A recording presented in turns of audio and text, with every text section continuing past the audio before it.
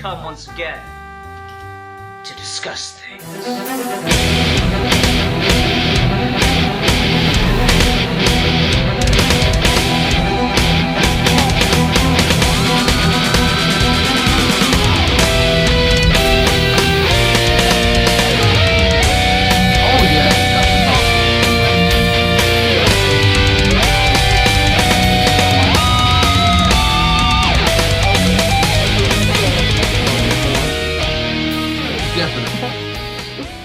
Everyone, welcome to this week's episode of Geeky Gentlemen. I am Sid Pardew. Joining me today is Milan Jeftik 1992, or the Russian comic book geek, or just Milan Jeftik, or, fuckface, whatever you want to call him. Just call him in the morning. I prefer fuckface.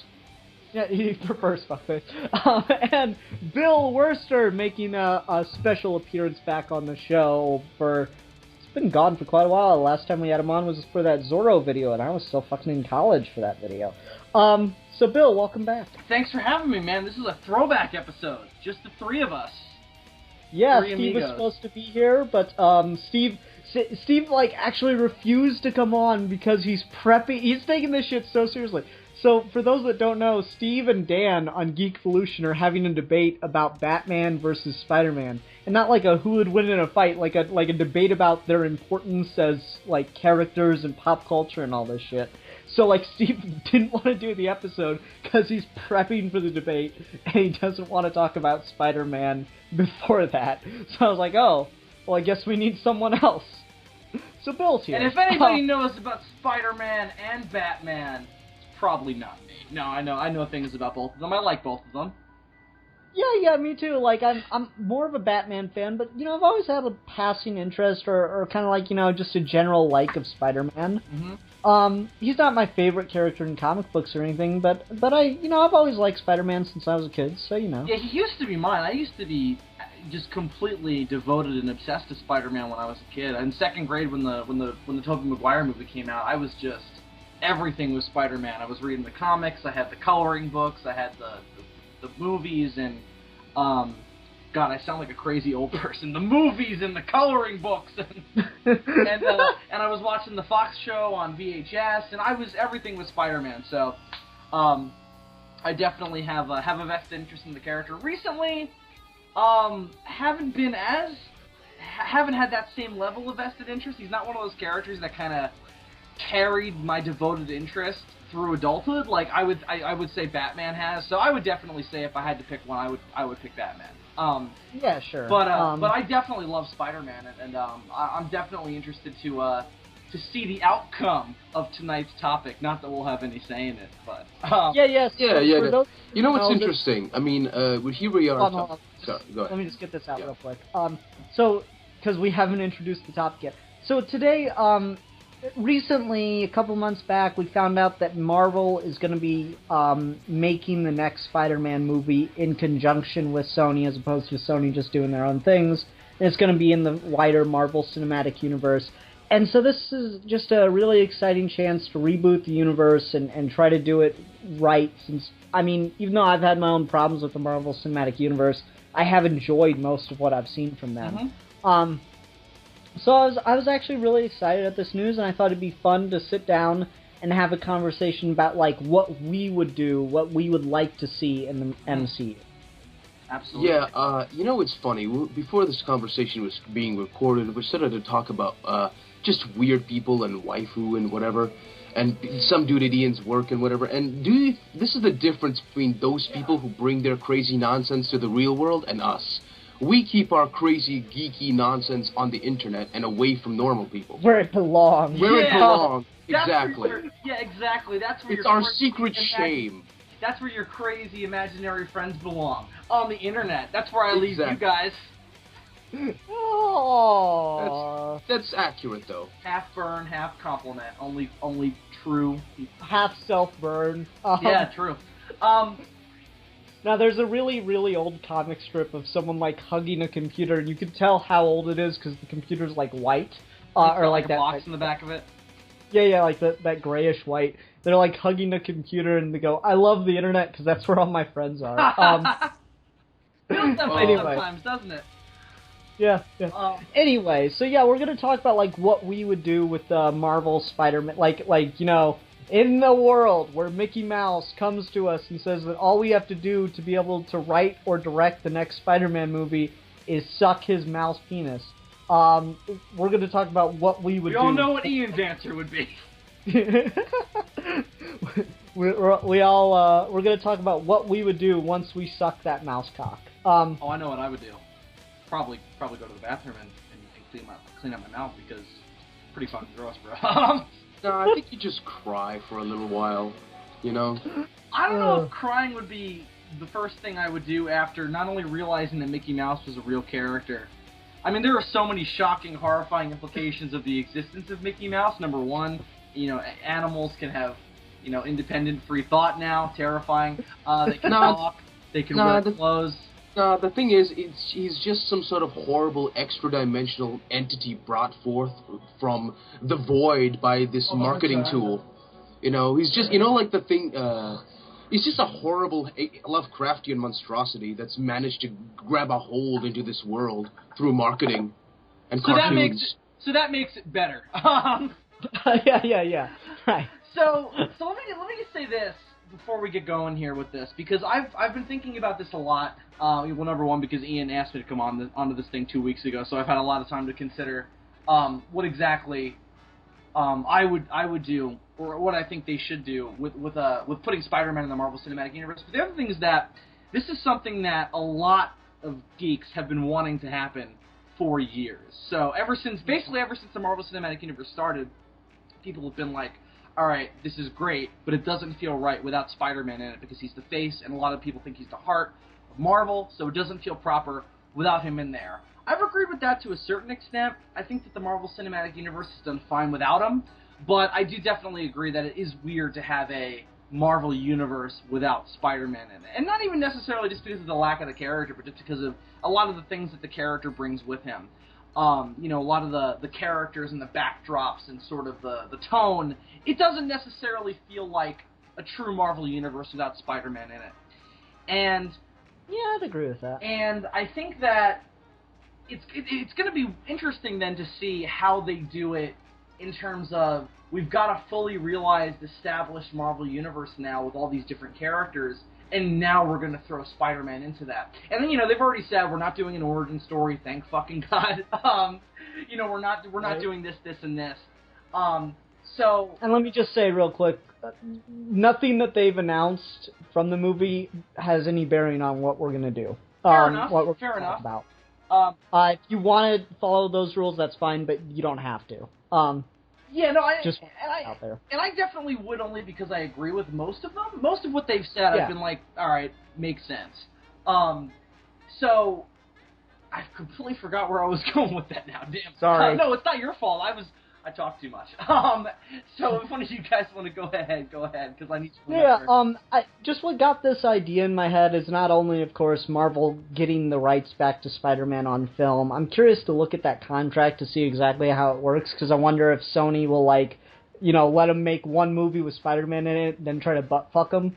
So I'm curious how that contract works, how many films they get him for. But anyway... Basically, all it is they both get to use Spider-Man, but the big thing is that no money is changing hands. So Sony makes the money that they make with their solo Spider-Man movies and whatever spin-off movies come with that specific brand, and then Marvel can use Spider-Man and whatever characters are in that brand for whatever they want, and then they keep all the money that they make with those properties. And you know it's really interesting. It's a really weird contract. Guys, comic book fucking contracts, intercompany stuff has now moved over to movies, and it's so weird. I know it's we got our first fucking retcon with the X-Men. Oh my God, the first comic book era type of retcon in movies. It's amazing. Yeah. Right. No, but what put this in my head was of course the Spider-Man movie rights going back to Marvel, but also I've just been on a Spider-Man kick lately. I've been reading through some of the comics. I did reviews of Birth of Venom and Vengeance of Venom. I've been picking up the Renew Your Vows book that's coming out with Secret Wars. all of which was really good stuff. You can go watch that on my comic reviews if you want. So I've just been in a Spider-Man kick. I even made myself watch the first 2 seasons of Ultimate Spider-Man, which is a god-awful show, but they do some stuff just like, there are just some tiny gems hidden throughout that show, don't get me wrong. The animation is fantastic. Yeah, dude, watch the Spectacular watch Spectacular Spider-Man. It's better with. Yeah, I watched the first 3 episodes. I hate the animation, but I like the story. Spectacular? Yeah. Spectacular is great, but the animation is not good. Yeah, it's the exact opposite problem. Yeah, exactly. Ultimate Spider-Man looks amazing, but everything else is crap, and Spectacular, everything else is amazing, and it looks like crap. Well, no, not everything else is crap in Ultimate, because there's like this one little detail which I would bring over into my Marvel Spider-Man movie, and that is that every time Peter Parker has ever gone on a field trip, he manages to get bit by some kind of animal. Yeah, you told me about that. Even if there are not even animals at the place. It just magically happens that he gets bit by some animal through the most absurd circumstances ever. So they go on a field trip to a pizza place. And he gets bit by an animal. Amazing. You know what's weird? By the way, I did that once. I went on a field trip to a pizzeria. That's a thing that my school did. Well, it's New York. Everyone ends up working at one at least once. It's very true. So anyway, that's Spider-Man in the movies. No, because that's one thing I would bring over, because I think that is just the most hilariously yet perfect idea. Because, that's the joke that everyone always made about the first Raimi movie, is he gets bit by a spider after we just saw all these spiders do all these amazing things. I like that Peter just wouldn't talk about it because he doesn't want people to know he got bit again on a field trip. You know what's weird? This is what I've been reading through the early to after 52 Batwoman stuff, the originals, and this is what I've noticed. This is the difference between DC and Marvel. Marvel is all about college age people and young stuff, and hey, sure, there's some serious stuff there now and again, but it's mostly aimed at younger college age people. DC Comics is always like, even the lesbians in DC have jobs, and they talk there's this little conversation between Renee Montoya and Kathy Kane. And this is set back when Kathy was in her college years, and she's fucking Renee. And they're like, and Renee's like, dude, you're just gonna get a job. Sure, you're rich, but what are you gonna do? Go around playing your guitar all the time? It's such a young Republican company, and I love it. Everyone's got a job. Everyone's a fucking millionaire. Everyone contributes to society positively. Everyone's a scientist. Yeah. And it's delightful. Really, it's so delightful. Even the lesbians have jobs and look down at people who don't. It's amazing. I never thought of it that way, Milan, but you are so right. DC is the Republicans. Yeah. They're the Carlton of comics. Exactly. And yet Superman's like a socialist right now in the comics. Oh my god. See, now I want somebody to put the black Superman, who's supposed to clearly be Obama, and just put Thug Life underneath a picture of him turning into Superman. Anyway, so yeah, that's one of the things I've just been watching getting into a lot of Spider-Man lately. So that's what put this topic in my head. I've just been in a Spider-Man mood. Yeah, definitely, sure. So I thought it'd be fun to talk about. So who wants to start? Where would your Marvel Spider-Man movie open? What would he be doing? I have something to say before we get into the specifics, though.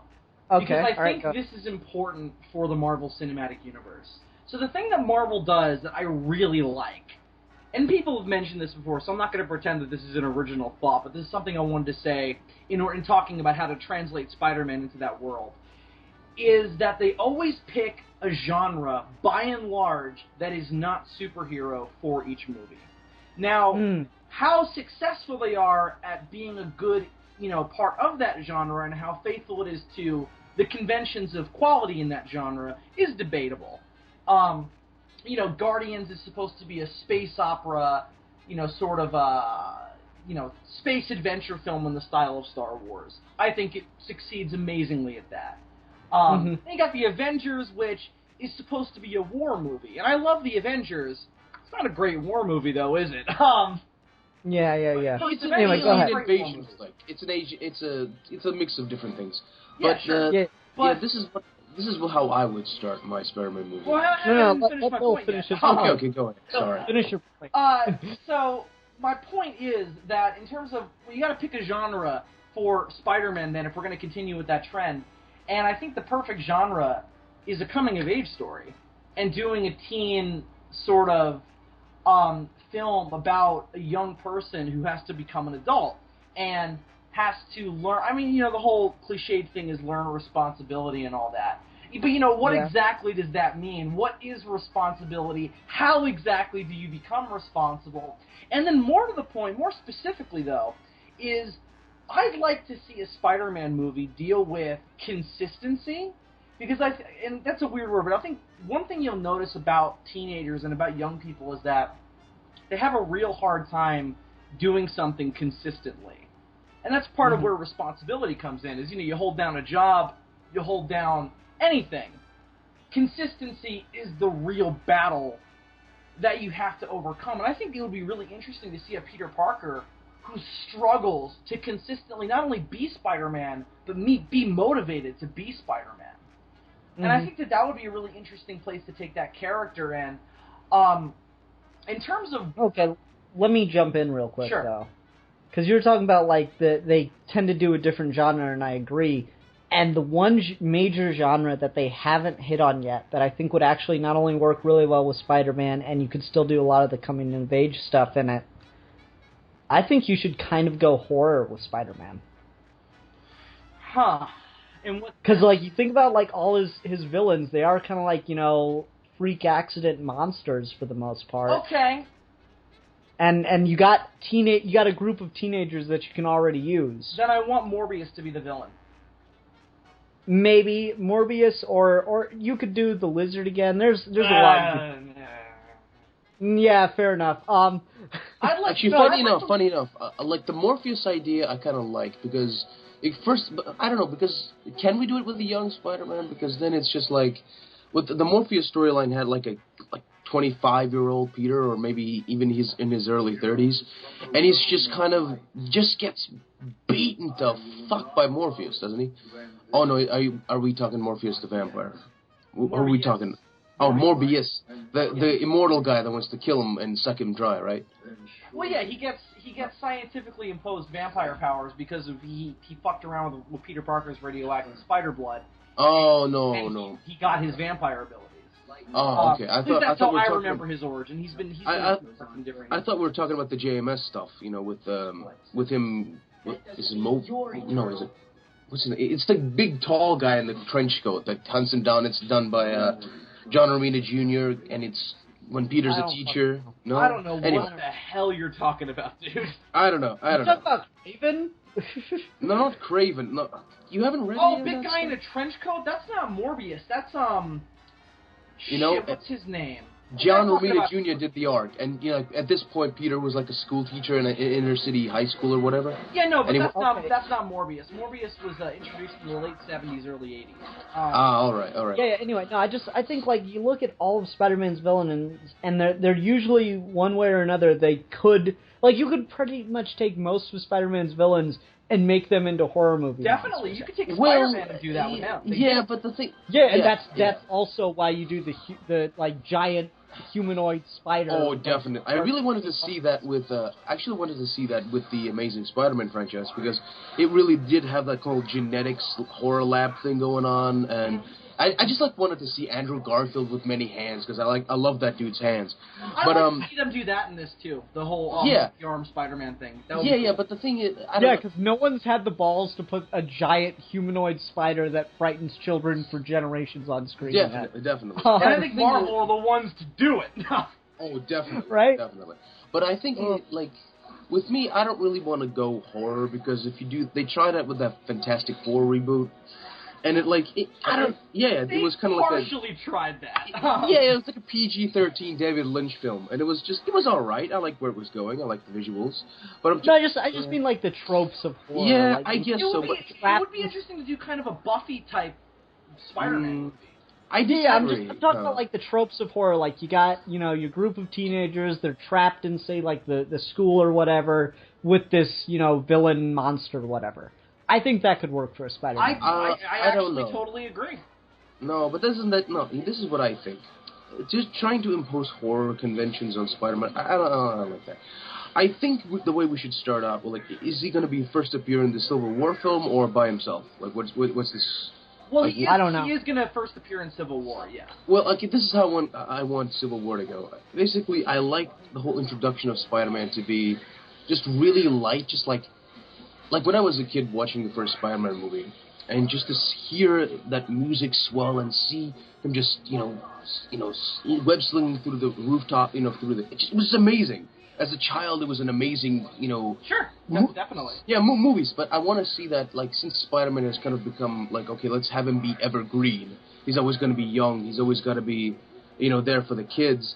Then let's have it be really optimistic and bright, and have it be the New York that kids see in their dreams. Like, God, look at all the skyscrapers and the green park, and there's youth and, like, energy all over the place. Let's do that in the Civil War film. And then have, like, his introduction to the Avengers be, like, the greatest thing. Oh, my God, I'm with the big guys. And then he gets, like, he sees all the sick, fucked up shit. And, like, he realizes that the Avengers are killers, essentially. Because they kill. Yeah, and he's just... And then he gets kind of freaked out about it because Tony Stark wants him to take his mask off in front of the... let's go public with this, kiddo. And he kind of takes advantage of this kid. And it just, like... And Peter's, like, he's been Spider-Man for a while now. And that's what gets Aunt May shot. And we have this little kid, when that happened in the comics, Peter was like in his 20s or something, like late to early 30s or whatever. He was an adult. He could make that decision. But with having a young Peter do that, we have a young teenager revealing his identity to a group of villains who like, holy shit, this kid's a fucking teenager? He's been beating our asses, and Aunt May gets shot. And so that's how we have this horrible thing happen. Like, Peter has to deal, like, as essentially Iron Man got his Aunt May shot, and, like, his introduction to the big hero game ended in tragedy. And that's how maybe you can go to a more horror-fused thing on his Alone movie, You have... Oh, I don't need it to be like really gory horror, really somber or anything. No. I'm just talking about like that kind of style of filmmaking. Yeah, I think we're talking more like a Buffy thing where it just plays with those tropes and then comments on age and growing up with those tropes. Yeah, that's what I was thinking more than what you're talking about, Milan. But no, that's a still good premise. Oh, yeah, definitely. I like that idea. Although I think that Spider-Man's role in Civil War is going to be too small. I don't think he's going to reveal his identity. I think they'd be hugely... I think he's going to have one scene where he talks about not wanting to take off his mask, and that's all we're going to see. Well, because he's not even going to have the full costume in Civil War. He's still going to be using like a basic homemade one. And the rumor is that Tony Stark is going to give him the classic one. No, I think this would be interesting if you're going to do the horror angle. Have his standalone movie being just him trying to... him on the run from supervillains, just him trying to live his life in New York, but like his whole life is destroyed. And so you can have him getting attacked, like some fucking supervillain comes to his high school, and you can have come almost like a horrifying Columbine thing with superpowers, if you're gonna do that. Shit, that does sound pretty fucking good. I totally agree. Yeah, that sounds awesome. They did that with the Ultimate Comics, with the Green Goblin and kind of with the Lizard. But that would be terrifying. Just have some fucking like I don't know, like the. And he's got I have the perfect villain for this too. Who? Because it's somebody that not a lot of people care about, and he's been a legacy character in the past. And whoever you make it doesn't really matter as long as you get the look right. The Hobgoblin. I've been dying to see the Hobgoblin in a movie ever since Spider-Man 2. Because I thought that's what they were setting up at the end of Spider-Man 2. I went to everybody and I was like, oh, Spider-Man 3 is going to be the Hobgoblin. And they tried to do a version of that, and we all know how that went. But yeah, I think you could do exactly what Milan just said with the Hobgoblin. Because you can... Okay. Nah, I don't see... The thing is, I don't want to see villains that we've already seen on screen, because that... You've never seen the Hobgoblin, though. That's the beauty of it. But, like, yeah, it's a dude on a glider, and he's a goblin. It's you in don't his have name. to give him the glider. Well, then how is he a Hobgoblin, then? You know? The original... He didn't have a glider. He had, like, a weird rocket pack thing. Well, it's still a thing that you sit on it and it flies you around. Sure, but it's also just like no. I don't know. I think we should have like I said, some other villain, like maybe Kraven. Like take last. Yeah, I'd like to see last Kraven one. as well. Yeah, and just have him chasing around this little teenage boy, like, I'm gonna kill you and stuff you on my wall, Spider-Man. I'd like to see Kraven in a sequel, though, only because what I think they're going to do and what I'd like them to do with this one is I'd like to see a Spider-Man who's only just getting noticed in the public eye. Because, again, they're not doing Origin. I don't want them to do Origin. But what I would like them to do is just the very beginning of Spider-Man as a somewhat of a public figure. As somebody who's seen in the public eye, as somebody who's commented on by the Daily Bugle and all these other news outlets. And then you can also comment on a teenager having to deal with that, too. That would definitely be another big part. This is what they should do. Hold on. Let me get in here. Because Bill keeps bringing up that he doesn't want to do Origin. I actually kind of do. And, like, I know people go, oh, we've had too many Origins. We've had 2, people. Like, 10 years apart. Yeah, but then everything else on top of that, you know. But go ahead, yeah. Well, hold on. Let me make my case. Go ahead. The reason I want to do Origin is because I think there's a lot of interesting stuff to do with Peter Parker before he gets powers and after he gets them, and how that changes him so much. Mm-hmm. Like, the thing I would love to see, more because I just want to see Peter Parker before he's Spider-Man than after he's Spider-Man. Mm-hmm. Because, like, the one thing I really want is I want Peter Parker to have his mouth constantly getting him into messes he cannot get himself out of. Yeah, definitely. Like, I want him to, you know, like, he's the guy who, you know, like, bumps into Flash Thompson in the hallway and gets shoved aside and called a name, and then he comes back with a really quick quip. Yeah. And he doesn't think Flash can hear it, but Flash does and turns around and he's like, oh shit, and then he gets chased through the school. Yeah, absolutely. That's what I want to see Peter Parker do before he gets any powers. And when he gets powers, then I want him to have to deal with that. I've got the perfect idea. Look, when Tony Stark in the Civil War movie gets Uncle Ben killed, somehow Spider-Man's identity gets out to the villain world, and Peter Parker's already Spider-Man. Uncle Ben is still alive. That's the whole twist. Ooh, And I don't know if I like that. No, but the Tony Stark's, meddling with him gets Uncle Ben shot. Or better yet, how about it just doesn't happen? Like, it just happens for no reason. And it's just like, I don't know, like, Peter thinks... I don't know, there was something that was always kind of, poetic, tied to him not being responsible with his powers. Exactly. Shot. It's something like that. I don't know, that's like having Thomas Wayne be alive or something. That's just a bridge too far. Well, it's also just like... And I would like to see this version of Peter pre-powers as well. I'm assuming we'll get some flashbacks. If they don't do that, I would be very surprised. I'd be perfectly comfortable with some flashbacks to where he got the powers too. Yeah, and even if there's I wouldn't even mind a lot of them too. I mean, I'm not somebody who really hates flashbacks, so I wouldn't. Yeah, I'm not say we have to have a full origin, but I want to see Peter Parker before the powers. I agree. I think they would be stupid not to do and that. If you're going to do a room full of spiders, have him get pushed in there by, like, Flash and maybe Eddie Brock or something. That would be better to do Eddie Brock in some capacity.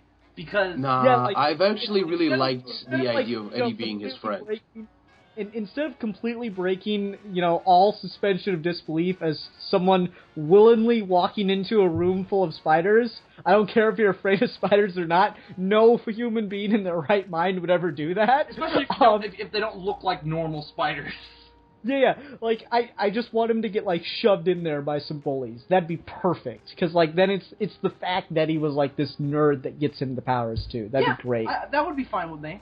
I don't really think the specifics of the origin matter in this case.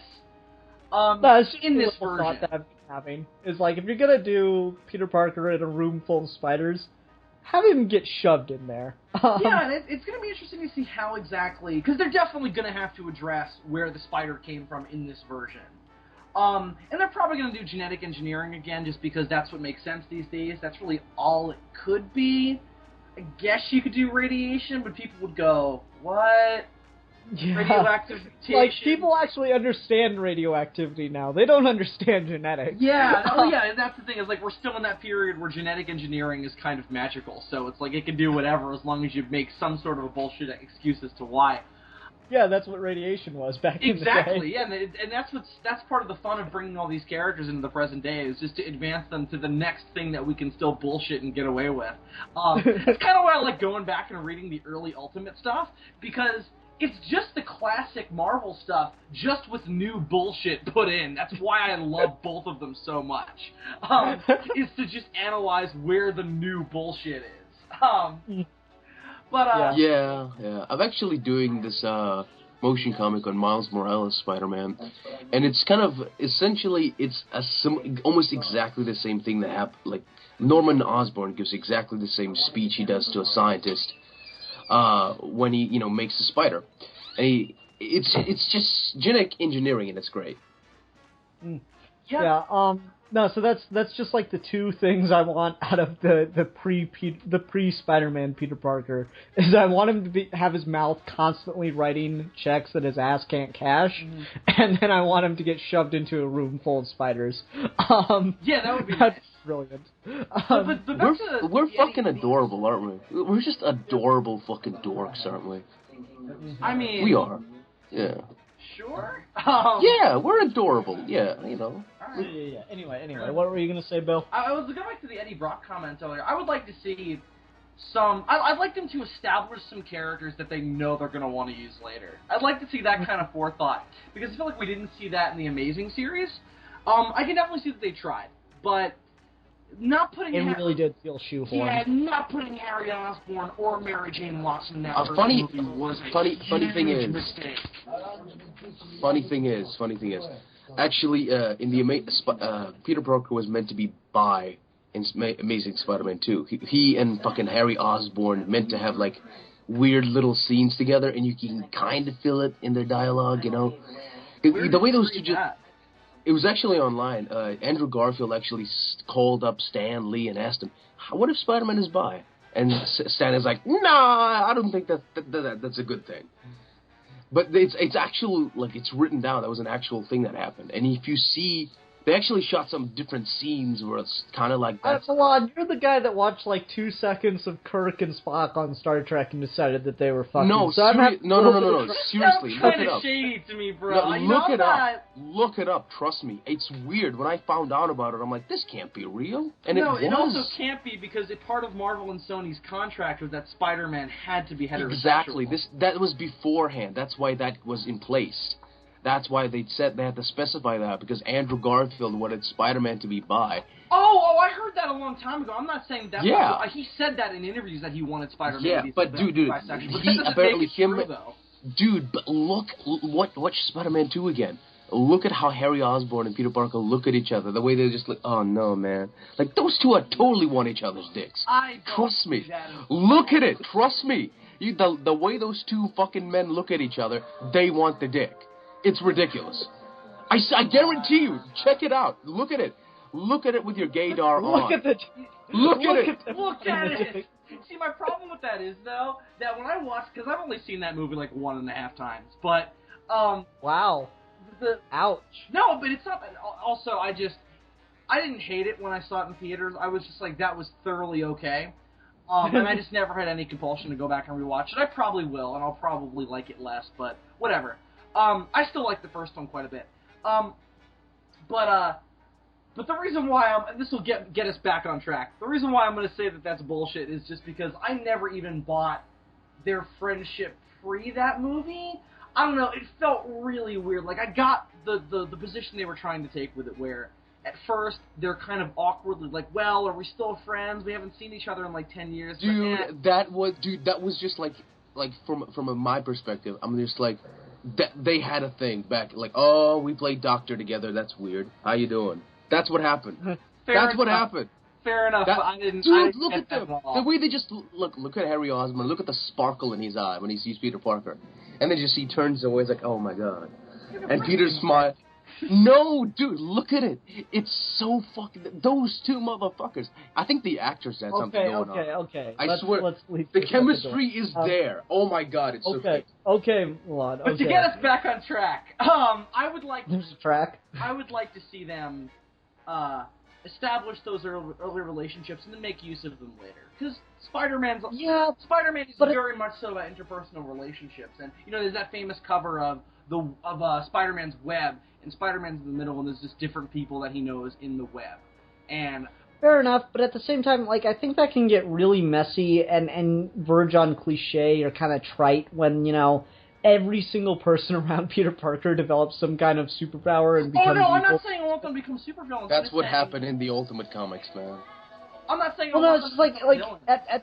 it's like when you watch X-Men Evolution and everyone ended up like being villains Yeah, or well, whatever. it's like Smallville syndrome. It's like, hi, I'm Lex Luthor. I happen to live here too. It's like, Yeah. It gets really trite at a certain point. Oh yeah, so, definitely. Like, some of them when they're connected, like you can make sense of it, sure. But like honestly, I don't need Eddie Brock to have ever met Peter Parker like in high school or anything. I want Eddie Brock's motivation to come.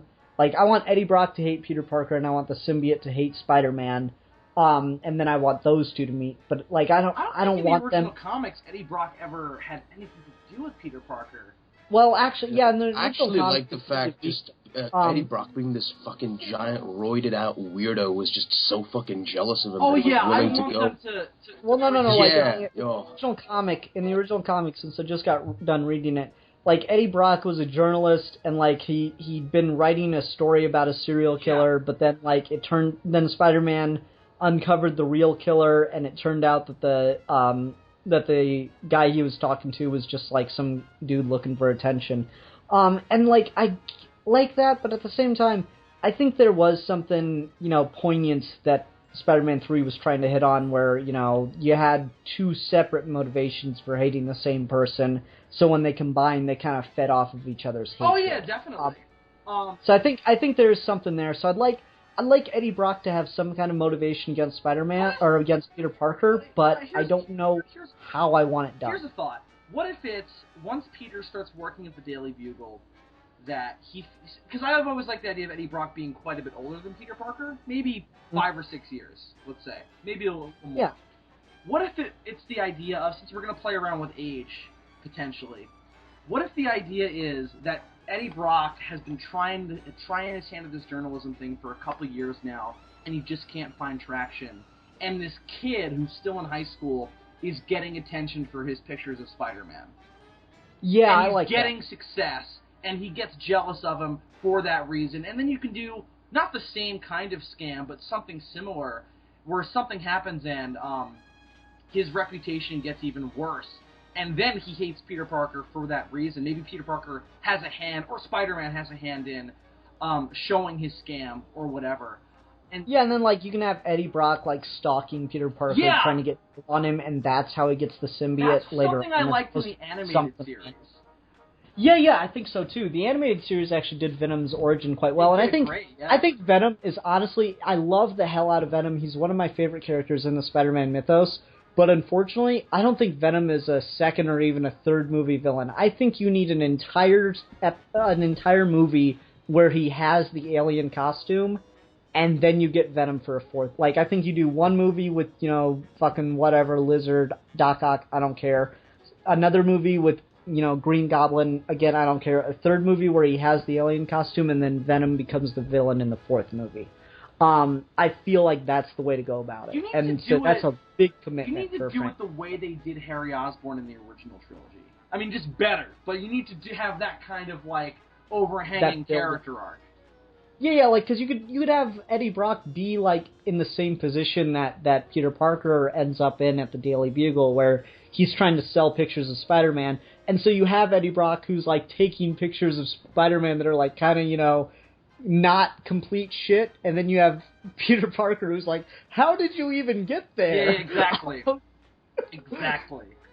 It's like, I was there, I didn't see you anywhere near this. So like you have Eddie trying to sell, like, it's the best possible picture anyone has of Spider-Man, it seems, and it's like, blurry as shit, and that it's really only like his left arm and part of his head. Yeah. And you have Peter come in, and he's got like this perfect, like, comic book style cover picture of Spider-Man. Yeah, it's like that picture of Daredevil in the last episode of Daredevil. Yeah, it's just like, it's the most perfect picture of Spider-Man. It looks like he got Spider-Man to pose for it and everything. Yeah.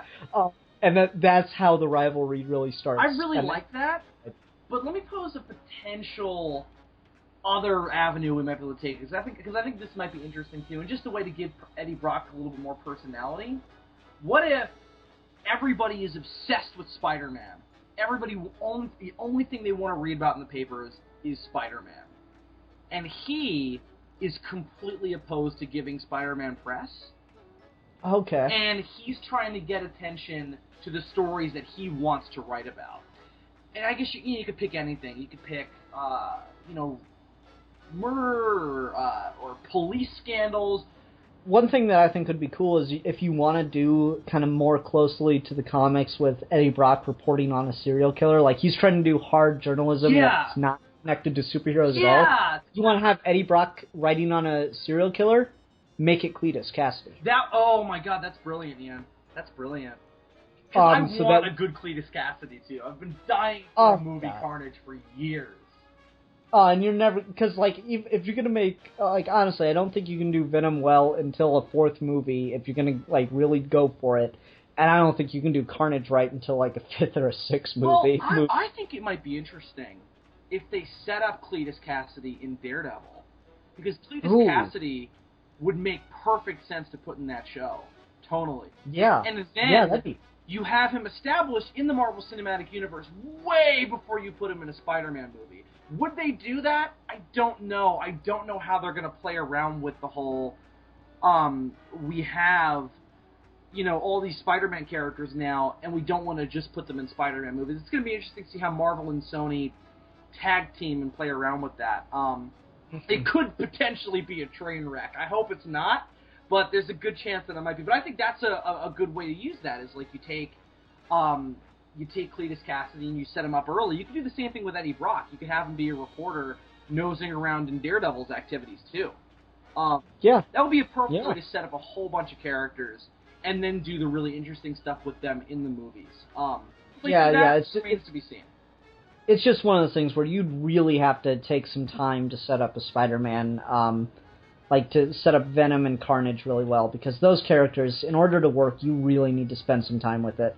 And, the other thing I think about Eddie Brock, that, the reason I think Eddie Brock and by extension Venom would make a really good movie villain, especially for Spider-Man, is, we always talk about, Spider-Man with this idea of, learning, coming of age, learning to take responsibility for your actions and stuff like that.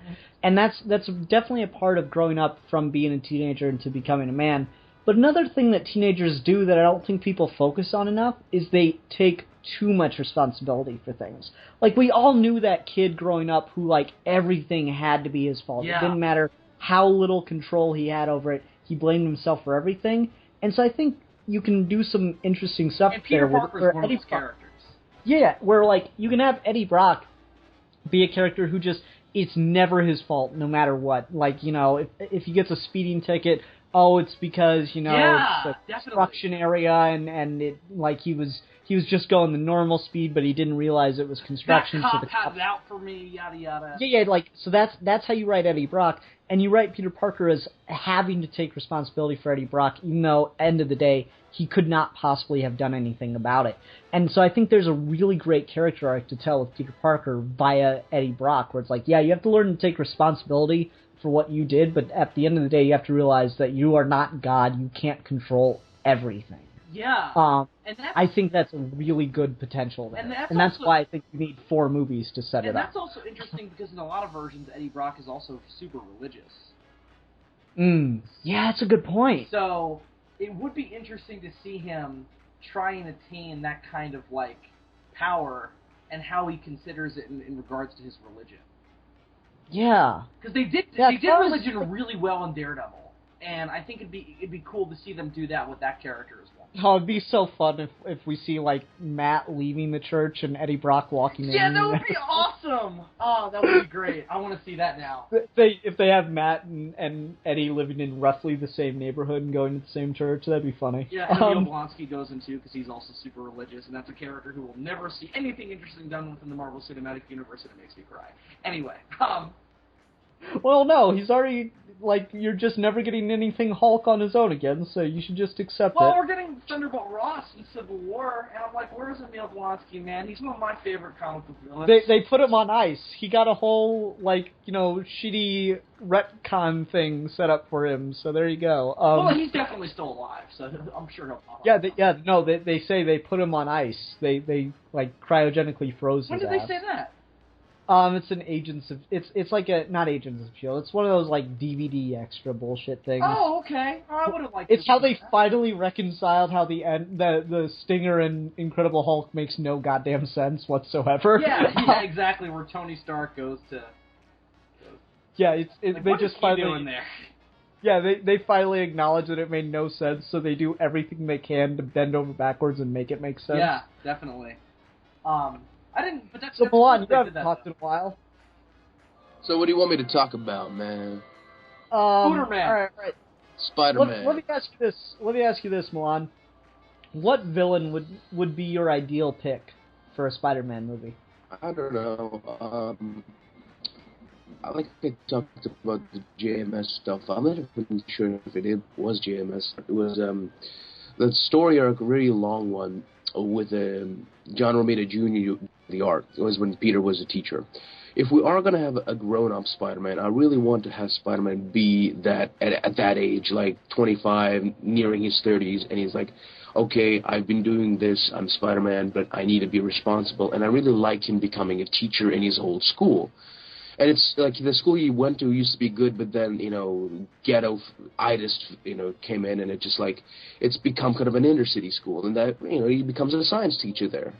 And he enjoys his work, and I like to see that more grown-up, man, like young man taking in responsibility version of Spider-Man.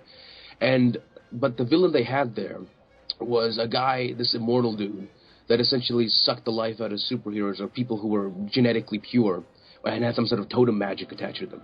And he was just a guy that you could not beat. Spider-Man just, he'd just go out and just kill people, just like throw cars around, and Spider-Man would have to go there, and he had to fight this guy over and over again. But no matter how hard he fought, this guy would just take it all, and just Spider-Man would just get like progressively more fucked up. But he couldn't, get out of the suit because that dude was just kept popping up, killing people, right? And so I like that story. It's a very simple Spider-Man taking responsibility while fighting a dude type of story. They shouldn't need a large budget for this, really. And it would have been an interesting exploration because for us, like I'm turning 23 in September, and I'm like, yeah, it sounded. And he's going through a quarter-life crisis. And I am. Shut up, man! No, seriously. I live in the ghetto. There are no opportunities for an Eastern European immigrant boy. Either like something in the arts. Seriously, everyone read Milan's Twitter. It's the most depressing shit By the way, ever. Milan, the name of that villain is Moreland. Moreland, that's the one. He is a little fucking bitch boy slave. That's funny, but that he gets. Milan's like, I'm turning 25, and I haven't turning accomplished 22. I mean 23, man. It's ridiculous. So I'm getting old, and I haven't accomplished anything with my life. Well, I've accomplished stuff. I'm it's little things, but I've got my family back together, which is good, more or less. I like that the exploration of an older mentality. Like we've grown up with Spider-Man. We, like millennials, that's just like we've seen him from little kids to fucking now. He's been evergreen. And I want to see that, like, a little bit older, that little bit, like, taking responsibility young man version of Spider-Man. And I think, and I know Spider-Man is saying, like, oh, it's for the kiddies. I'm like, nah, you can do that. If you can show fucking Daredevil in that horror show, you can fucking explore, intellectually, or at least mature-wise, a mature Spider-Man. I'd love to see that. But I guess, younger Spider-Man is fine, but maybe later on, I don't know if they're going to keep making Spider-Man movies. It's like, if we're going to grow up with the character, then when he does turn 25, they can have that, little movie there. Yeah, I'd like to see him get to that place. And I think that we finally have the potential to see him do that, which is cool. Yeah, that's one of the things I really like, that they hired such a young and such a completely unknown actor. Yeah, definitely.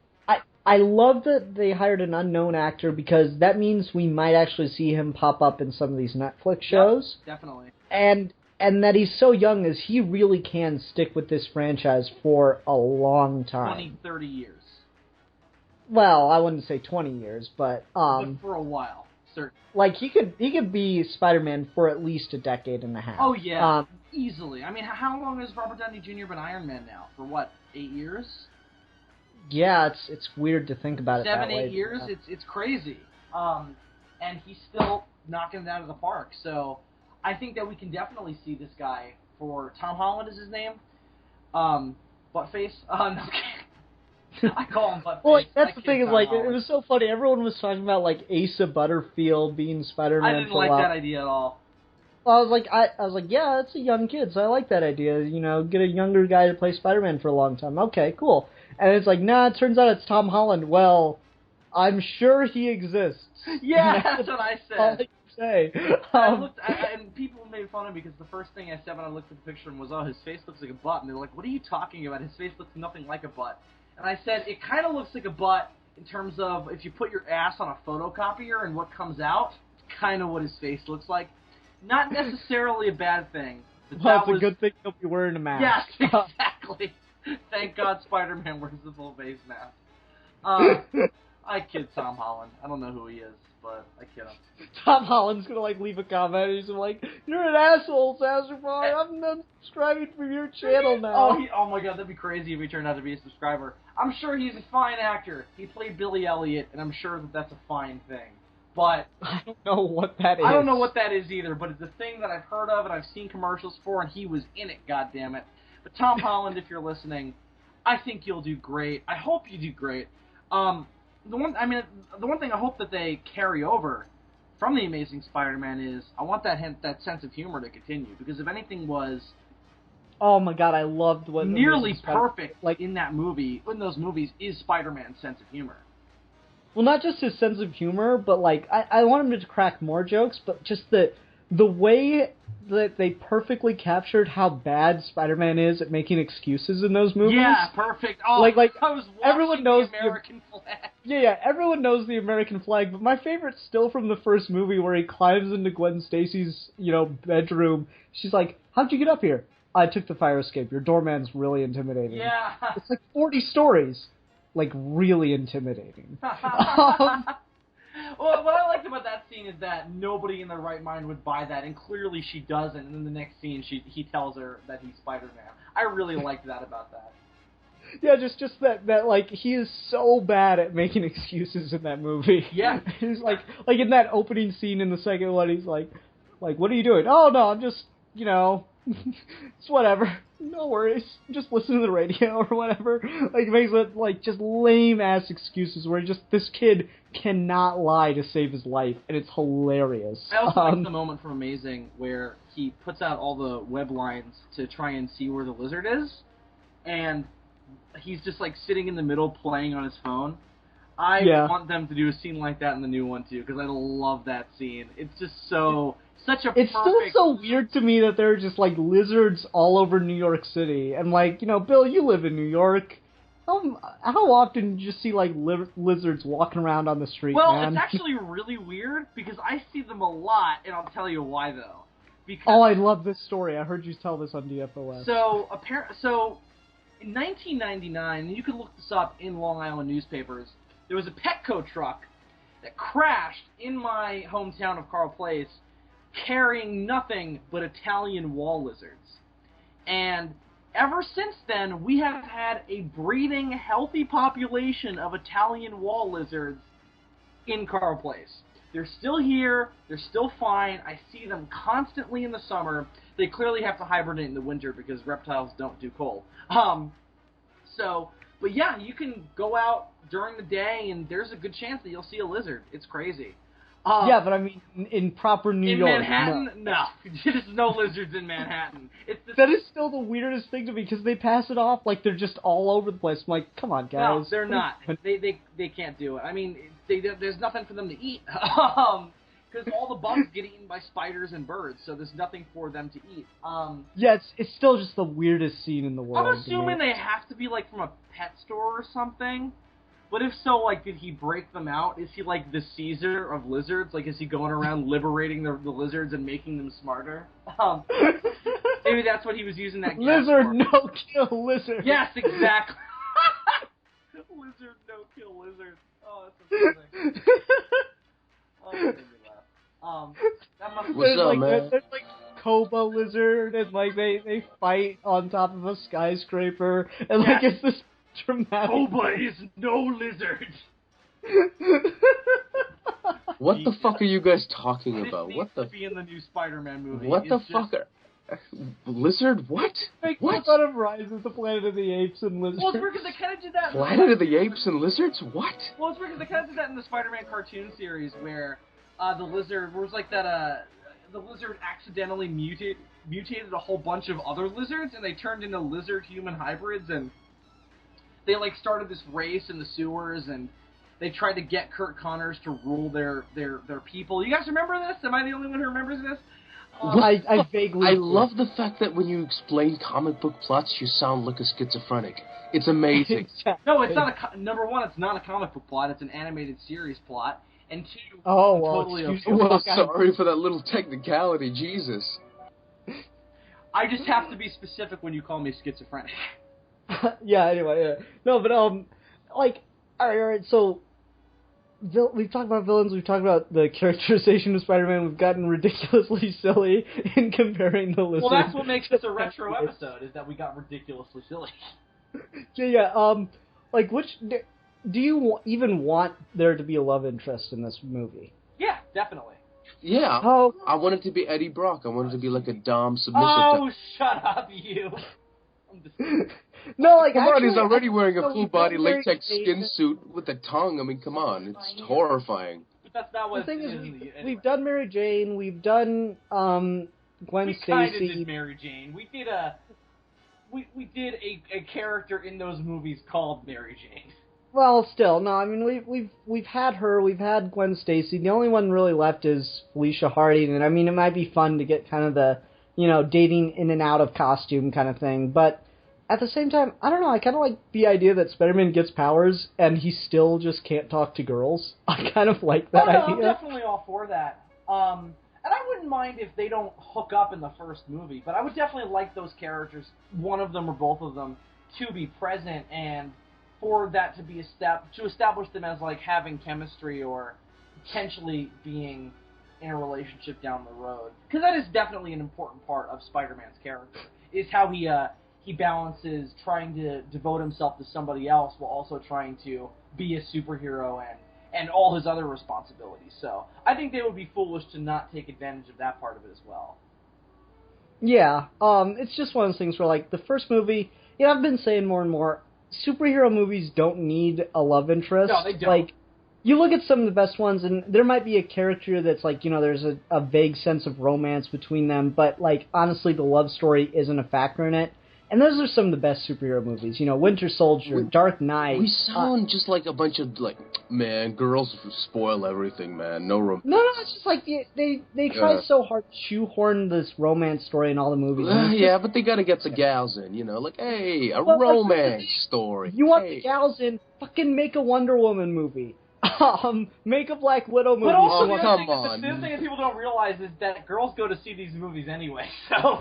Because girls like Spider-Man also. No, it's just like, I just feel like the romance thing has kind of, like, really been a hindrance to a lot of superhero movies. Not that it can't work. I mean, of course, they're all over the original Spider-Man movies. Yeah, it's not that they can't work. I mean, they're all over the comic books. Every superhero has their girlfriend that constantly gets kidnapped in that era, don't get me wrong. And eventually, I'm sure we'll get Kyle Rayner where one of them ends up in a goddamn refrigerator. But at the same time... I hope so, because it would be perfect for the DCU.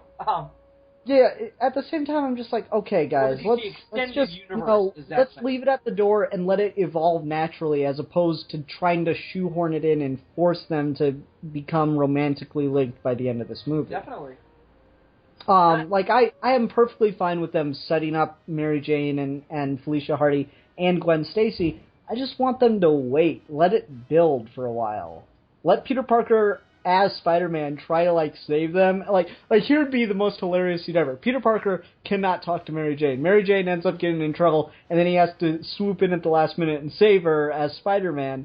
And, after he does, he tries to, set her down. She's like, oh my god, thank you. And he's like he tries to say, oh, just your friendly neighborhood Spider-Man, but it comes out super awkward, so that he hasn't changed at all between the costume and real life in trying to talk to women. I kind of like that, but I've also always been a huge fan of the idea of the costume somewhat liberates him. So that fear goes away because he's hiding behind this larger-than-life persona. And I would definitely like to see him develop that persona where he doesn't have that initially, but over time, he starts to build up this confidence in the costume where he's like, well, I'm not Peter Parker right now, I'm Spider-Man. So, I kind of get maybe, to but play like, I don't know.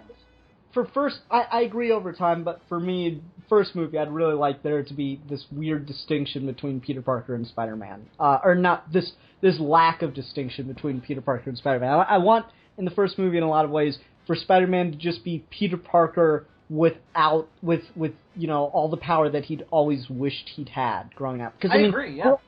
We all experience that getting bullied thing, and that's Peter Parker more than anyone else is the character. You know, I keep doing this.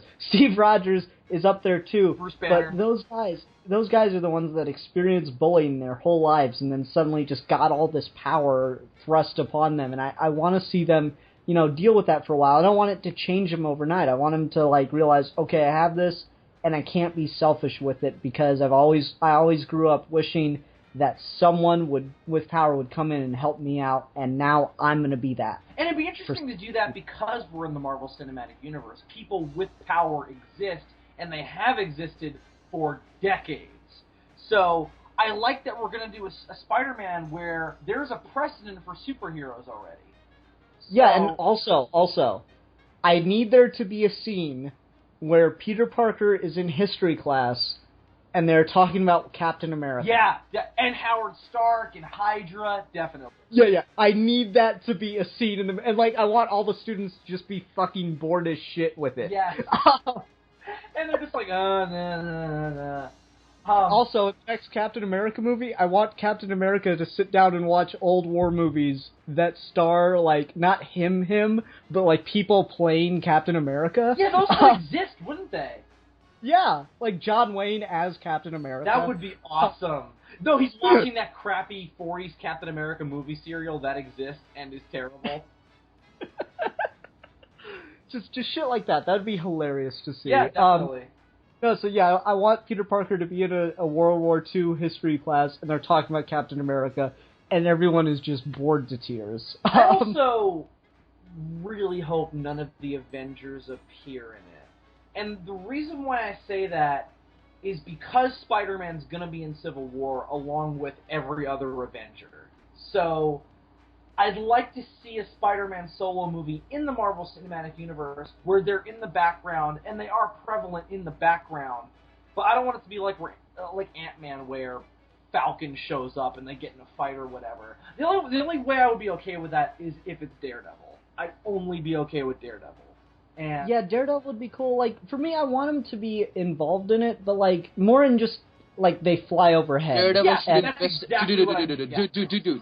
should investigate the fucking Uncle Ben murder, or at least fucking just be their lawyer.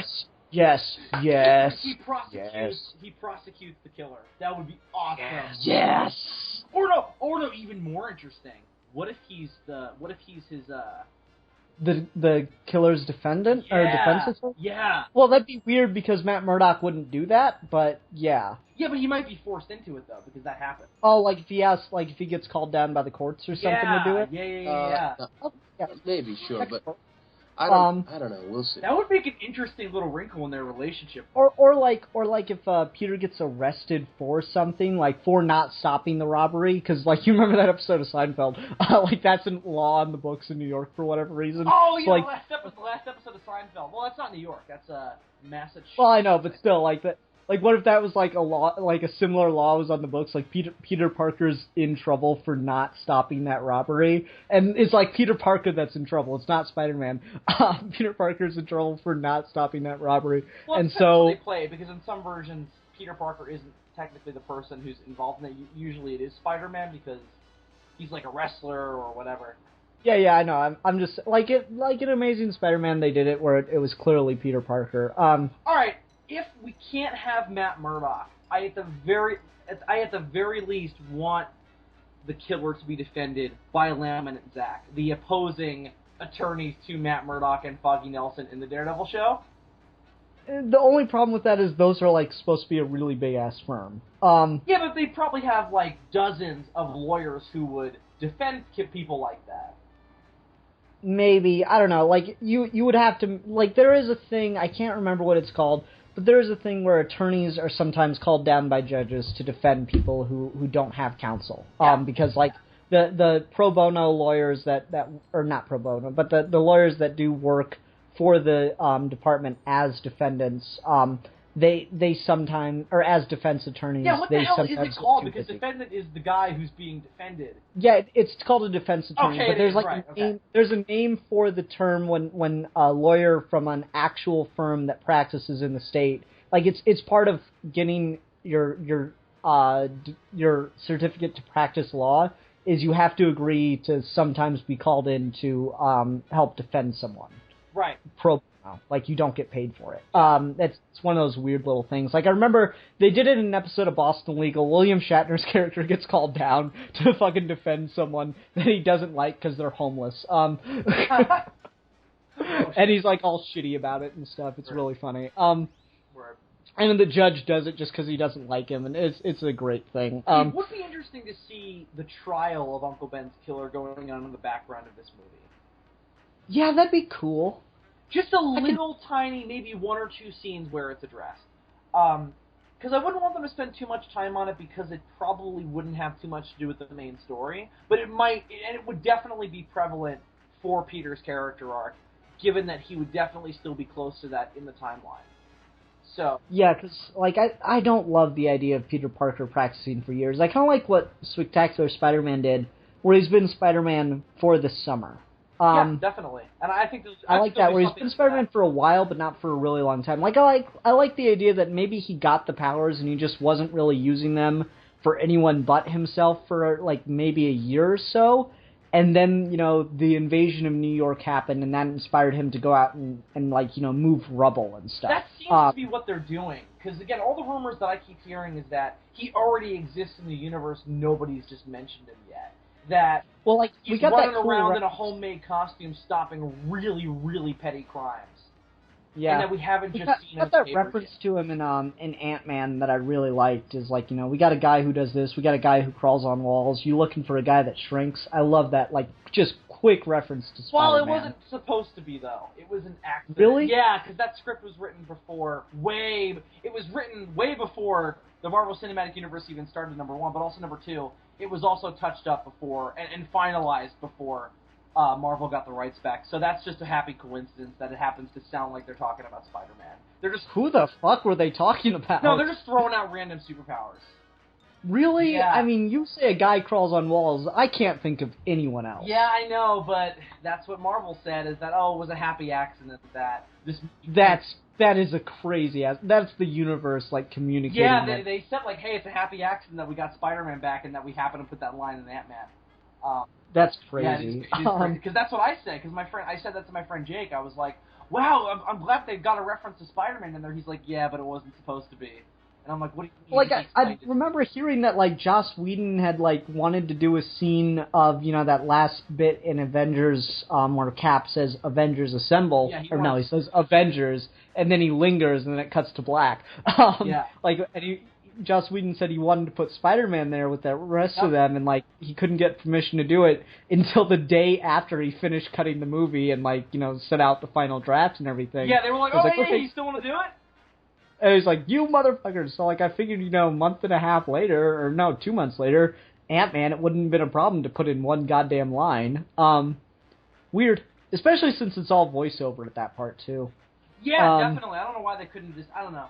It's weird. Maybe they just left it in because they were like, well, now we have the rights. Or now maybe we can they're just definitely get away with it. Maybe they're just lying so that they're hoping it sounds cooler that way. Well, no, I think they're telling the truth just because it does sound... Because he's also... The person saying that is saying those powers individually. A guy who crawls on walls, a guy who jumps, a guy who leaps. So, it's just random different superpowers that just happen. Yeah, but I mean, anyone... Like, not even in Marvel, just anyone in comic books. Like, one of Spider-Man's nicknames is Wallcrawler. Come on. Another little tiny thing. If I'm casting this movie, I'm going to talk to Rush Limbaugh about playing J. Jonah Jameson. Yeah, I don't know who they're going to get to play him. Because it's hard to top J.K. Simmons. Not only just because of how iconic he was as that character in the Sam Raimi movies, but also because of how iconic J.K. Simmons is now after Whiplash. He's still the only choice in my mind to play J. Jonah Jameson. So, well, for me, like that's one of the things I've really loved about Ultimate Spider-Man is J. Jonah Jameson's just constantly on these like giant television monitors, just ranting and screaming about Spider-Man like Bill O'Reilly or Rush Limbaugh. And like if you ever listen to Rush Limbaugh, which I don't recommend, but if you ever do, he'll just go on for like fucking hours about like the littlest thing ever that he hates. Mm-hmm. So I'm just like want him to go, okay, here's your motivation, Rush. Obama is Spider-Man. Go. Well, let me fucking tell you. No. And we'll just record Rush Limbaugh ranting in front of a green screen for like 4 hours, and then we'll just put it up in random places throughout the movie about Spider-Man. That would be awesome. I'd definitely like to see them play with that. But in terms of other casting, that is the best idea ever. God bless you, man. But in terms of casting, one that I heard that I really like and I hope is true is I really want to see Matthew McConaughey play the Green Goblin. I don't know why. All right. I think he is perfect for Norman Osborn.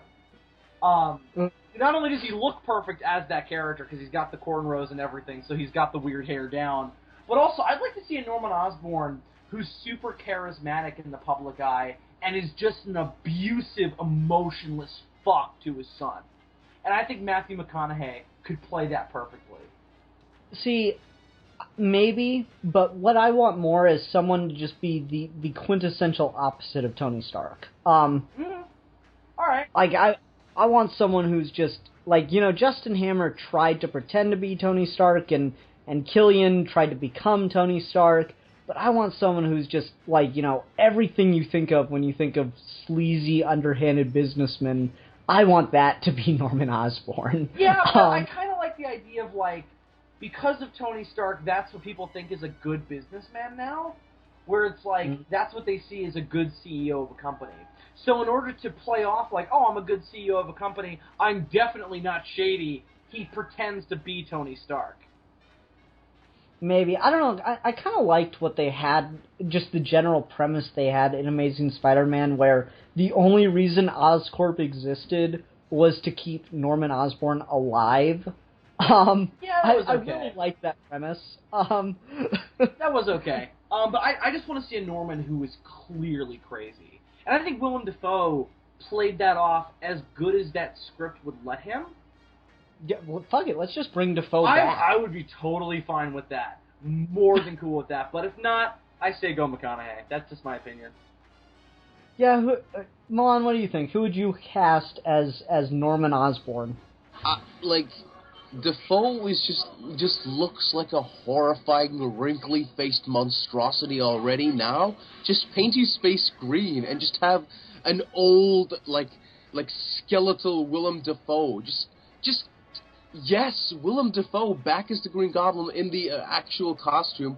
That would terrify the shit out of the children. I love it.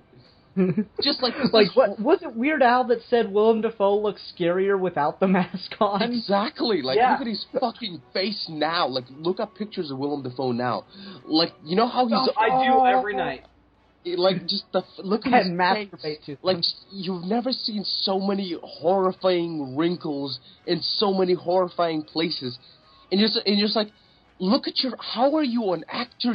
Your face it's like a giant portal wrinkly thing. You're just a giant thing. It's beautiful. It's like Lovecraftian art. Okay, for me, I actually do really like the idea of just bring Dafoe back, but let's say that, it's not unrealistic. Gonna fucking happen. That's not going to happen. For me, Malcolm McDowell. Okay. Yeah, he's a little old now, ain't he? Yeah, but that can still work. I'm not saying it couldn't. No, I think he's...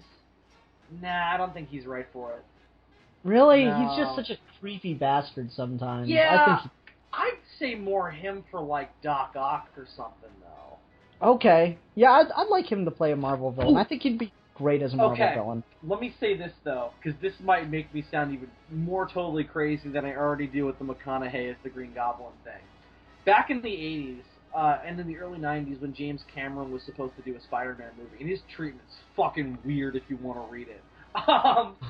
But he was supposed to write and direct a Spider-Man movie, and Doc Ock was supposed to be the villain, and guess who he wanted to play Doc Ock? Schwarzenegger. Oh my god. And I think that works now. I think Schwarzenegger could be a badass Doc Ock. The only reason it might not happen is because of what happened with Mr. Freeze, so I don't think he would be up to do another comic book role, but I think he'd be a really good older Doc Ock. See, actually, I think Arnold was a really good pick for Mr. Freeze. I just think the script and direction was shit. I don't think that movie's his fault at all. But so I think. Well, no, like you just watched Terminator 2, and Arnold can actually really play that just cold, emotionless son of a bitch really well. Yeah. So I think he could have actually made a really good Mr. Freeze. But also make you really make you really invested in that character. Like I rewatched Terminator 2 recently. Stoned, to be fair, but I still cry like a baby at the end of Terminator 2. I cry my eyes out. So that dude can act if he really tries. I think he just gets too comfortable in his persona that he doesn't. Yeah, it's just like they want him to. People want him to play, you know, the hasta la vista part of Terminator 2. They don't want him to play all the other stuff. Yeah, they don't want to play the why do you cry part of Terminator 2, which is one of my favorite scenes in Terminator 2. Yeah. No, but like I really think McDowell could pull off Norman Osborn, especially if you do take some stuff from the Amazing Spider-Man franchise, like that he has a disease, make it kind of like a disease that makes you age really quickly, it makes you age more advanced, so that way you can handle why he has, you know, a son in high school. So there we go. There's my way to get out of that problem. No. Like, why would you have to say, oh, we have to play some sort of weird disease game? Like, my dad was 40-something when he met my mom, and she was 21. I mean, like, he's a fucking businessman. Like, dude. Yeah, that is a good point. He's just like, it could happen. Get a bitch anytime I want. Yeah, and if I would, he's like a fucking warlord. If I wish to have children, I just fucking buy a woman and have her, like, bitch, what are you gonna do? I got trillions of dollars. Marry me, bear me a healthy son. I mean, like... Okay, now this part's gonna sound crazy, but if we can't do Malcolm McDowell, and I know what everyone's gonna say, they're gonna roll their eyes and say, God, no. I think Nicolas Cage could do it. No, you're out of your mind. That's brilliant. That's fucking brilliant. Me. If you have ever seen Lord of War, the thing about Nicolas Cage is he can actually be a really good actor. He just has terrible taste in scripts. No, he does. You're absolutely right. But I don't think he knows how to play in a comic book movie, though. I think he's too self-aware. Okay, that's fair. But like, if you could get him to play Norman Osborn in a similar way to how he played I forget the name of his character, but if you can get him to play a similar way to what he did in Lord of War, where he's just like this person who really doesn't have a conscience, but like pretends to, I think you could totally make it work. Like he says he's doing it for the right he's doing all these evil things for the right reasons, but at the end of the day, he's just doing it because he has no conscience and he has unchecked ambition. Fair enough. And you know what? I think he could also play the crazy part of Norman Osborn really well. So, you know, the more I think about that, the more it might work. I just don't think nowadays he could pull it off. But you know what the problem is with all these actors? I mean, Lord of War was only 2004. That's not that long ago. That's 11 years ago, dude. Yeah, but that's still not that long ago. 11 years ago, dude. Time, like, that's a decade. We have lived through a fucking decade. I mean, most of us... Oh, you have fresh memories of it. It's weird, right? Oh, jeez, time is terrifying. Well, let me just say this, though, is an interesting issue. All these guys were thrown out for Norman Osborn.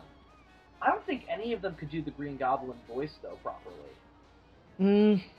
Even Nick Cage, despite his crazy voices, I don't think he has the Norman Osborn, or the Green Goblin voice. Stretching out the door... Striping out the door. That's not the Green Goblin to me. The Green Goblin is that high-pitched, ghoulish voice. That oh, Spider-Man! That kind of like really over-the-top, high-pitched, insane, ghoulish voice. And I don't think any of the actors we've listed can have showed stuff in the past who can pull that off. Malcolm McDowell, maybe?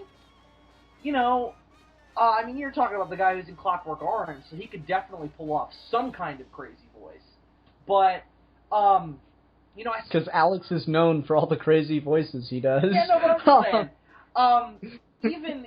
Even Matthew McConaughey, who I mentioned earlier, he would definitely be cast against type to play a comic book villain. So I'd like to see him try it, because again, I think he'd be a perfect Norman Osborn, but as the Green Goblin, I think it might be problematic to see him kind of portray that over the... Because you need to play the Green Goblin as he knows that the persona who he's characterizing is over the top, but that's the point. So it'd be interesting to see what actor they get who could potentially pull that off. You know what? I think pull it off. I think with the Green Goblin was you just need someone who just get a paranoid schizophrenic to dub over the lines. Just someone who just yells into the microphone. Would you guys be opposed to dubbing? Yeah, man, that'd be great. I wouldn't be opposed to bringing in another actor to do the Green Goblin voice. Just a legitimate lunatic. Especially if he's got like a mask or something on. Yeah, because I think I'm totally cool with CGI mixed with prosthetic makeup. I think that would be the perfect way to do the Green Goblin. That's what they were supposed to do in the original Spider-Man. I don't know why they didn't, because those tests are badass. So really, I haven't seen them. Could you link them? I can't find them now. I have to dig, and I don't feel like digging right now. Just look up Spider-Man 2001 Green Goblin tests, and I'm sure you'll. Okay. But they are badass and scary, and I think the reason why they didn't do it was because they just didn't feel like going through all the work with the effects, and because of the negative reception. It looked amazing. It looks fucking terrifying. But that's why. Hold on, I'm looking it up. That's why Doc Ock, the special effects on Ock's arms are so good, is because they learned from their mistakes with the Green Goblin. Is that you can't be lazy with the character like that, because people will fucking hate it, and people hated that Green Goblin design. So it's actually kind of good that we got that, because then we got a really good Doc Ock design. So, you know. I'm actually going to look up pictures of it, too, because it's been a long time since I've looked at them. Okay, I'm watching it, like, the prosthetic looks pretty good. It's just, I want to know what the conceit of the mask would have been. Like, why he looks this way. Didn't they mention nanotechnology in the original? No, they're just, maybe they did, I don't know. I don't remember either. It's been a long time since I've watched Spider-Man 1. Wow, that is pretty creepy, though. Yeah, it's great, right? Everyone, I'll put a link down in the description for you if you want to check it out. Anyway, I don't know, it's really hard to pin down Goblin, and Goblin is, you know, the Joker for Spider-Man in a lot of ways. Definitely. So it's really hard to pin that character down, so let's just kind of move off of him for a while here. Sure. How would you guys do Aunt May? Like, because, you know, she's kind of like, you know, the Alfred of the Spider-Man mythos and stuff. Like, you know, obviously the original franchise pretty much, I think Aunt May almost came right off the page in the Raimi franchise. Definitely. And then in the Web franchise, and I still, like, the only thing that really disappoints me about them not continuing the Amazing Spider-Man series is that a guy named Mark Webb is not directing Spider-Man movies anymore. Sure. No, but like with the web series, they went with a more realistic, kind of more you know, believable person. Yeah, a more age-appropriate person. Yeah, for me, I actually kind of want like an Aunt May that kind of borrows from Ultimate Spider-Man, because it just, once again, just a little gem of that show. It's just like a really like active old lady, or not old lady, just like a really active lady. Yeah. Like she goes like, she has a cooking class on Tuesday, she does yoga on Wednesday, she does this on, like, so that, you know, she is always out of the house. Because like when you think about it, if it's this sweet little old woman that's just constantly like home alone, just waiting for Peter to come home, how the hell is she not picked up on him doing something? Yeah, definitely. But if she's constantly gone, that actually makes a lot of sense. Yeah, certainly. Yeah, she's a pretty, like she's one of those, like, would you or wouldn't you type of chicks, you know, like, she's kind of old, but still, kind of a silver fox thing going on. Well, also, they cast Marissa Tomei, so they continue to try and make her more and more milfy. So. Really? Marissa Tomei is playing Aunt May, that's crazy. Yeah, it is crazy, right? That is legitimately interesting. Yeah. Huh, Yeah, weird. certainly. No, for Aunt May, it's just one of those things where, like, I want her to be able to give the advice stuff, because I do... Hey, still, that'd be funny if we are gonna go with a milky Aunt May, just like Well, Eddie we Brock already tries... are. Yeah, but well, Eddie Brock just comes in, like if Eddie and Peter are friends, Eddie just comes in like, holy shit, I fucked the shit out of your auntie. Shut the fuck up, man. That's my aunt. like, no lie, one of the coolest scenes for Eddie Brock in the original comic Birth of Venom thing was when Eddie Brock shows up at Peter's front door and Aunt May opens the door and goes, "Hey, can Peter come out to play?" That is one of the most scary fucking scenes. Like, I could imagine holding that comic for the first time. Getting to that page, and that's the last page until next month. I could just imagine that feeling. Mm-hmm. It's like, some of those Doctor Who endings, Bill. Yeah, definitely. So, like, there's that scene, and I would love to see that done on screen with the villain coming to the door and so cheekily threatening, this character that we've come to love. Because I do want those are some, like, people say they go on for way too long and they get a bit boring, but those are some of the sweetest scenes in the first Spider-Man franchise, and certainly in the second one, I think they still handle her really well. She's gotten a pretty good shake on the big screen, so I'm hoping that continues as well. Yeah, and God, I'm really disappointed that they kind of wasted. Like, I was watching Alex's, I follow Alex on Twitter, and if you ever wanted your like daily dose of communism, follow Alex on Twitter. But anyway, he was talking about the Amazing Spider-Man franchise a while ago. He's like, God, that's a franchise that more or less wasted the perfect cast. I'm like, ouch, but yeah, because there's a lot. Yeah, there's some stuff here and there I like about it, but man, what a waste of Martin Sheen. Oh yeah, definitely. What a waste of Dane DeHaan. What a waste of Andrew Garfield. I mean, not necessarily Andrew Garfield. He was fine. But yeah, no, I totally agree with that. Like, there are things that I like from those movies, but yeah, there's some stuff that's just like, and I don't hate those movies or anything, but they do feel like shockingly. It is really kind of generic superhero fare. Yeah. I totally agree. Dennis O'Leary is Captain Stacy. Oh, God. Why didn't we keep him alive for a movie or two? Well, I mean, he got to do his little cameos in the second one, so... Yeah, I know. Don't fuck my daughter. Don't fuck my daughter. Too late, bitch! Webs his mouth shut. That'd be awesome. It's like, that's the deleted scene that we needed to see. Yeah, not Peter meeting up with his dad at the end. It's fucking...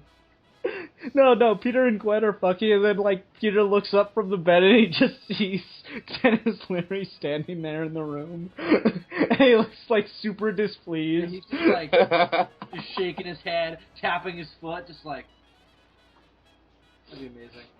And Gwen's like, Peter, are you okay? You seem, like, a little distracted. It's like, oh, no, nothing. Usually you're just little. Oh, Gwen bursts him. So now it's like double, like he's getting shit from two Stacys in the same time. That's such a Spider-Man, New York joke. That's such a New York joke. Really does suck. Oh, that's so cute. I love it. Man, I want to go visit New York one of these days. Like, for fuck's sake. Even if I do. There are no Spider-Mans in New York. No, there are no Spider-Mans in New York. I feel the need to let you know, Milan. Despite what Family Guy has told you. Like, I'm not fucking that crazy. I'm not expecting to just go to New York. It's like, hey, where's the superheroes, man? What's going on? Like, I'm not. Despite what Family Guy has told you, not everybody gets one. Yeah, all right, I know, but still, I mean, found the best joke in Family Guy. Yeah. But still, I mean, for fuck's sake, I mean. New York City seems like an amazing place to at least visit. I heard... I want to go to Harlem. That's what I want to go. No, just like... No, isn't it just all white people now? Isn't it just all gentrifized now? Or what? No. It's better, but it's not... And I don't mean that because... More white people around. That's why it's better, not isn't what it, I meant. I meant... Yes, you did. a better neighborhood now because of how infamous. It's the same thing as Hell's Kitchen, where Hell's Kitchen used to be Hell's Kitchen. Now it's not. It's like this beautiful. What is it called now? No, it's still called Hell's Kitchen, but it's just a beautiful financial business. No, no, they renamed it. They gave it a proper name. What'd they call it? Did they really? Oh, I have no idea. Yeah, I was having this conversation with Steve the other night. Hell's Kitchen, like years ago now, has been renamed, but no one calls it that in any other capacity than literally like official, like, you know, like government stuff. Even the politicians don't call it that, but like only official like letterhead calls it by its you know, proper name now. Because I mean before that it was the 5 Points. So it's one of those weird things. Apparently, I'm not seeing anything on a new name. I just keep seeing Hell's Kitchen. You know what's interesting? I mean, it's just like, it's almost just like the more wacky, nonsensical stores there are in a ghetto neighborhood. That's when you know, holy shit, rich people, like rich young people are moving in here. Oh, the homeless people are gonna go first. Oof. Oh, a lot It's called you know, Clinton Manhattan now. Okay, see, I knew. There we go. Why is it Clinton Manhattan? Damn, I'm not looking up every facet of this fucking place. I know, but still, I love that much. concept. I love that concept of the Clinton, New York. That whole kind of, hey, this was before the World Trade Center. Oh, everything was good, but before Bush also. So this is when America was sane for a little bit, kinda. Mm. But then I remember. Then my father runs in and says, "They will remember Bosnia." You motherfucker! Remember the rape camps! Shut up, man. Shut up with your facts. Nah, you fucking American and your fucking bombing of little countries that didn't want to get involved with you. God damn it. Shit, what was I gonna say? Spider-Man! It's web slinging. Oh, Spider-Sense Spider-Man, which is apparently a name of a brand now. What? You know how they have different names for Spider-Man, like they'll call them, like, you know, spectacular, sensational. Now there's one called Spider-Sense Spider-Man. That's stupid. That is 8 different kinds of stupid. Because Spider-Sense... Please name all 8 different kinds, Bill. Number 1, Spider-Sense is not a fucking adjective. Number 2, it doesn't roll off the tongue. Number 3, no, I'm not going to do all 8 because I don't have to. God damn, I was really... The mood has been spoiled now, hasn't it? It was just like, yeah, let's make some jokes, man. Ooh, shit. Ooh. No, but anyway, what, like, I was talking about the horror thing earlier, and I really think, like, Spider-Man does work, that Spider-Man could work in a horror thing. Maybe it's just because I'm in kind of a horror mood recently. I watched Wes Craven's Nightmare the other day. Better flick than it gets a reputation for, by the way. Yeah. But anyway, like, I just think that could really work, and the thing that I'd really like to see, because I don't know how else you do giant human spider. I have no idea how else you do that besides in a horror context. Yeah, and I don't think they'll do that for a few movies if they do the whole mutation thing. They definitely have to set it up in the first movie, though, that Spider-Man's mutation can potentially advance. I definitely like, and also, yeah. I'd like the to thing see, is, I'm not I'd sure like to see if Kurt Connors in this movie in a background role. Yeah, because like they were setting him up in the Raimi franchise. I think isn't the public kind of burnt out since the Fantastic Four movie of just like PG level like body horror? Because I don't know. It wasn't the Fantastic Four movie that did it. I don't think. Yeah, that would be. So we've been burnt out for not even a week now. No, I'm kidding. But apparently so. That's what the internet thinks. But Noel, I think that's such a strange point though, because it's like we can't be. No, I think that's a really weird point because I don't think body horror. Oh, I agree. It's a very strange point. I'm just throwing it out there. No, fair enough. But I just think that. But I don't think you need to play Spider-Man off as like the body horror is like the point. I don't know. I don't necessarily think you need to do a really dark, depressing, gory horror movie. I think more of the point that Ian and I are trying to make is just kind of you take those tropes and you take some of the fun. Kind of like the monster fighting kind of exactly. survival aspect kind of horror, and get some jump scares. I just think that it really would work for that material because I can't think of another property that it would work better for. Ghost Rider. Because, it's like, you might say Batman, but I'm like, no, Batman isn't really a horror franchise. There's just, it can be creepy, like, psychological kind of horror, but I'm talking about, like, monster around the corner kind of horror. I Like, disagree. Like, that can actually work rather well if you... Yeah, no, Batman I don't agree is... with that either. Yeah. But Batman's no stranger to fucking fighting monsters and shit. Yeah, I'm not gonna lie, that is there. It's just, like, that's not the kind of thing I would think of when I think horror and Batman. I think more, psychological stuff. But when I think Spider-Man, I really think you can get that, that alien kind of feel. You mean more like horror. You mean more like tactile monster horror? Yeah. Is what you mean? Yeah, I agree. No, I think that's again. I think you're talking more Buffy type stuff. I think that's totally valid, and I think that would be a great place to take that character. Again, if you're gonna do that, do Morbius because that's perfect. And also, well, I don't know if I want to do Morbius. I think you can do it with one of his more like kind of mindless characters, like Lizard or something. Maybe not. I don't because if you do Morbius, like I know this is an old fucking joke, but apparently vampirism and teenage angst has been interlocked for some reason. But like, and people already made this crack about the other Spider-Man franchise, like, oh, it's just fucking this thing, but with Spider-Man. I'm like, I don't know. I think vampires are dead. Let them die. No, but they're not. Yeah. They're not interesting anymore. I don't think. I don't agree with that at all. But okay, because I really want to see a new Blade Netflix show as well. So, but I think that you could do more. Straight out of prison, Blade. Exactly. But I think Morbius could be interesting because you can also play with the vampirism as well. He's got these powers now too, and it's really easy to use them to really hurt people and to be irresponsible with them. Buffy plays with that a lot. How vampirism is like teenagers who just don't care anymore, just indulging in every single instinctual desire. I think it could be cool to play with that in a Spider-Man movie too, and do that with Morbius, especially if you link their origins together, which I think they would. I don't know. I'd love to see that. Or, again, I want to see Hobgoblin. Let's not do Green Goblin for the first movie. Let's have Norman Osborn be there, but let's not make him the main antagonist. Who would you use for your first movie villain, then? Me? Yeah. Well, again, I want to see Hobgoblin, definitely. Okay. But which is weird to me, because, like, I always had Hobgoblin follows Green Goblin in my mind. No, Hobgoblin is always first. Yeah, it's like just so weird for me to think of it that way. Fair enough. Yeah. And that is strictly based on how I watched the TV show in the wrong order when I was growing up. Yeah, because in the cartoon show, Hobgoblin was way before Green Goblin.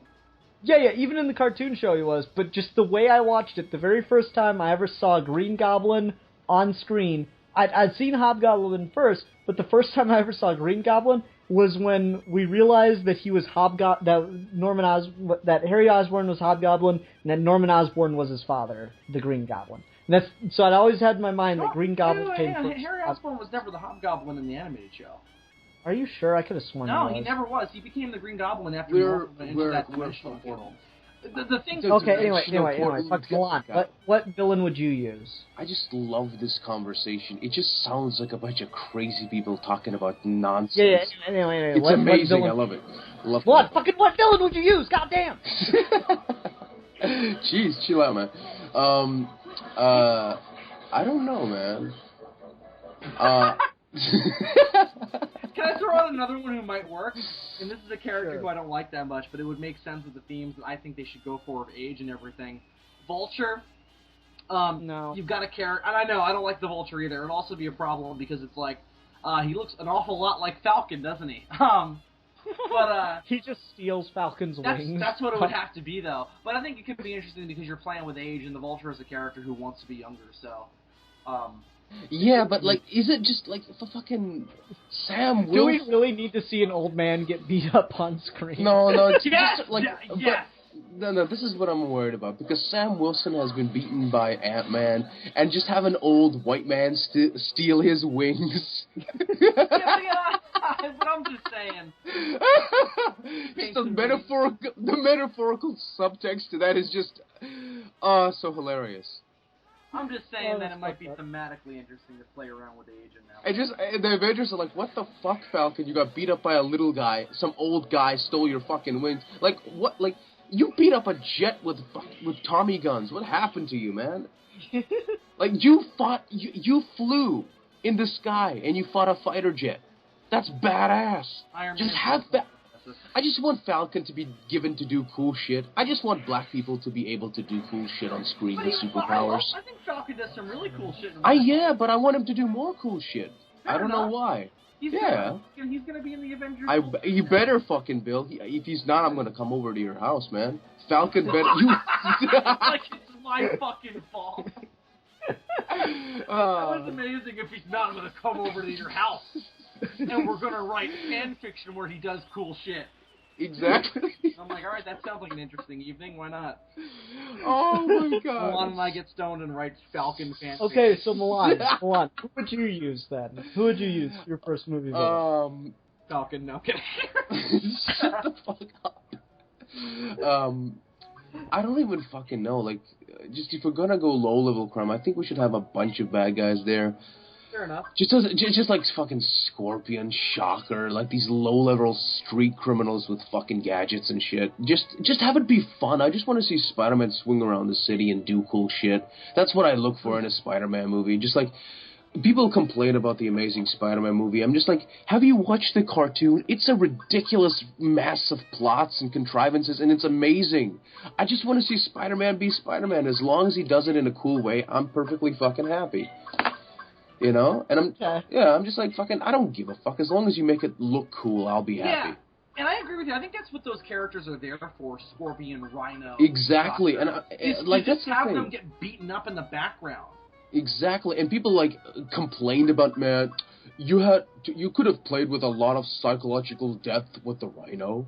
It's the fucking Rhino. Paul Giamatti was like, I'm playing a cartoon character. I hope everybody's cool with that. I'm like, I'm very cool with that, Paul Giamatti. It's Paul Giamatti is a Paul Giamatti is a dude. It's Paul Giamatti playing a racially insensitive Russian stereotype. And it's awesome. brilliant. It's brilliant. I'm Russian. I was flattered.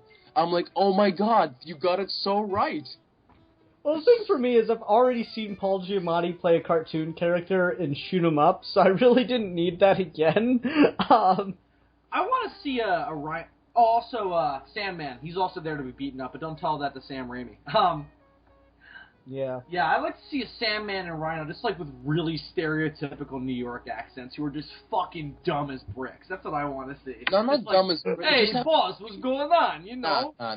Just have them not be dumb, but just like dudes, just like have their own thing going. Like, god damn it, just like you're robbing a bank with superpowers, and this fucking kid not dumb, but just like really simple guys who are just like just construction workers with superpowers. Yeah, Exactly. I just want them to be like, listen, we've got cool fucked up powers. Let's just get money so we can just have money. No weird, like, you know, every villain now has to have like this weird, like, philosophical point he has to make.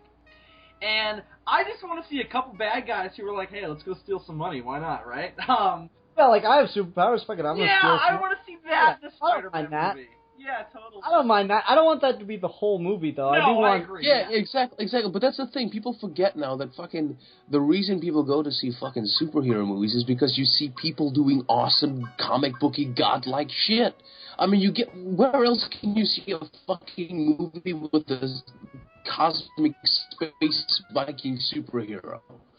Like, it's just the weird concepts and seeing weird people in costumes do weird, awesome shit.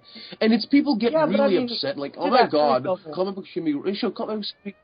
But just have fun, it's goofy nonsense, have fun with it. Milan, to that point, though... It's goofy nonsense. Milan, fucking shut up. To that point, though, what have been the two worst of the Marvel Cinematic Universe movies? Of all of what we've got, what have been the two ones that... Not necessarily bad, but, like, come on now. 2 horror movies. Yeah. Like, and that's one where it's like, oh, it's just fun, and we're making jokes along the way and stuff. I'm like, yeah. I enjoyed the horror movies. It's not enjoyable. Yeah, they're not Inception, like, incredibly deep shit. I get that. No, I don't need them to be deep. It's just enjoyable. Exactly. It's not crazy enough for me. They don't you go get to far see a enough pretty for that dude. Dude, you of course you can do Thor really dark, really fucked up, like real J. I'm not asking for that. Exactly, I'm not asking but for that. You're putting Thor, words in my mouth, okay, fucker. okay, but I'm saying that those movies are just okay. Okay, sure, but like the reason I like those movies is because just beautiful people with hammers, you know?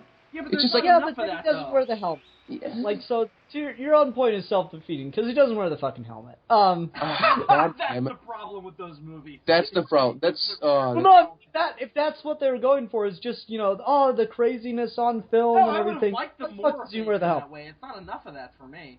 I think the second one is more so. Although, having rewatched them recently, I think the first Thor is better than the second one. Well, the first Thor has Kevin Branagh behind it, which really does help. It's just got it looks better somehow. Like the second one looks kind of cheap to me. Like especially Thor's costume, and they haven't done Thor's costume right to me. Every time I look at it, I'm like, it just looks like rubbery leather. It doesn't look like real armor. I have the same issue with it that a lot of people have with the 2011 Wonder Woman costume. I have that with that too, though. Well, no, that's what I'm saying. I have it. Yeah, no, I have that too. it just looks like something. It just looks like something. It looks like a pretty good cosplay. A very It looks like a extravagant really stripper with a solid cape. cosplay. Yeah. Everything I've seen from Ragnarok so far seems like they're fixing it for the better, though. So. Yeah, I don't know. That's to me like if I'd seen someone wearing that at like a con or something, I'd be like, dude, that's an awesome costume.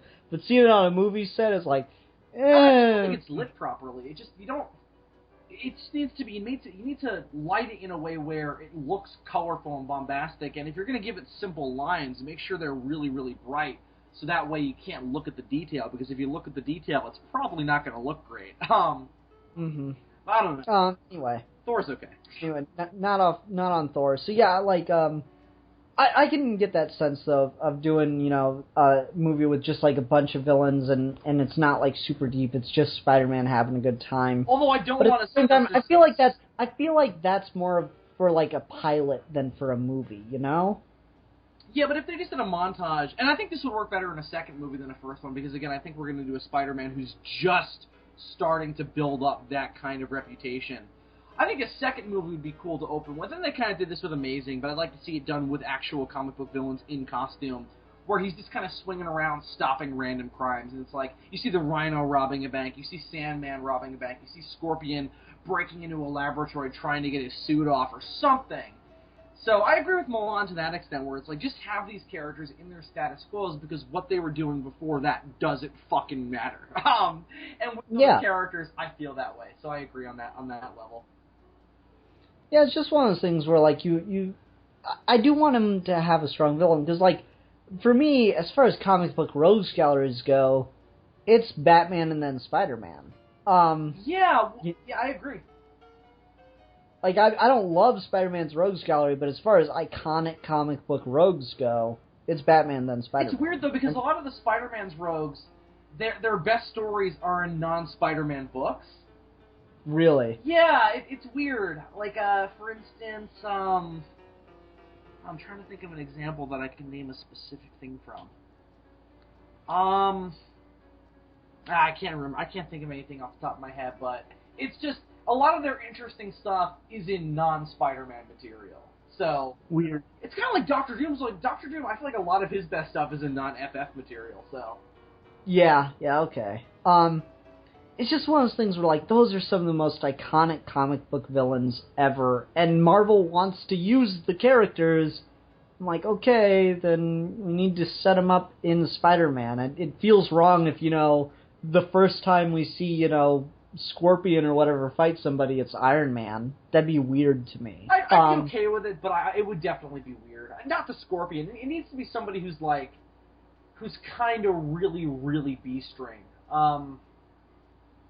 I don't know. Stiltman. Stiltman's more of a Daredevil villain, though.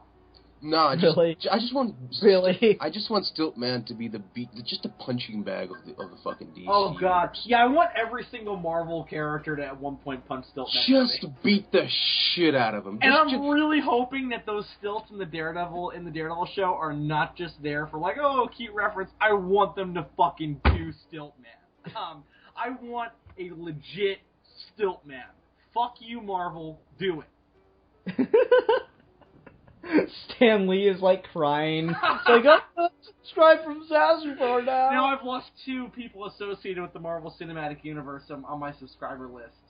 I'm gonna shove Excelsior up your ass. Spider friend. I'm gonna fuck you like the ever-loving Hulk. What the fuck, dude? Really... fucking Stiltman is ashamed of... fucking Stan Lee's ashamed of Stiltman as well, for fuck's sake. It's Stiltman. It's not like he's like... It's a deep, like, literary figure to him. Like, oh, I'm offended that you didn't get the psychological context of fucking Stiltman. Oh, my God. See, I kind of wish he was that way, though, where he really loved Stiltman that much. That he, like... I like that idea. I don't know. I like the idea of people thinking Stiltman is like this deep character. Because I want him to be that way. I don't know why. I just do. I want a deep psychological Stiltman.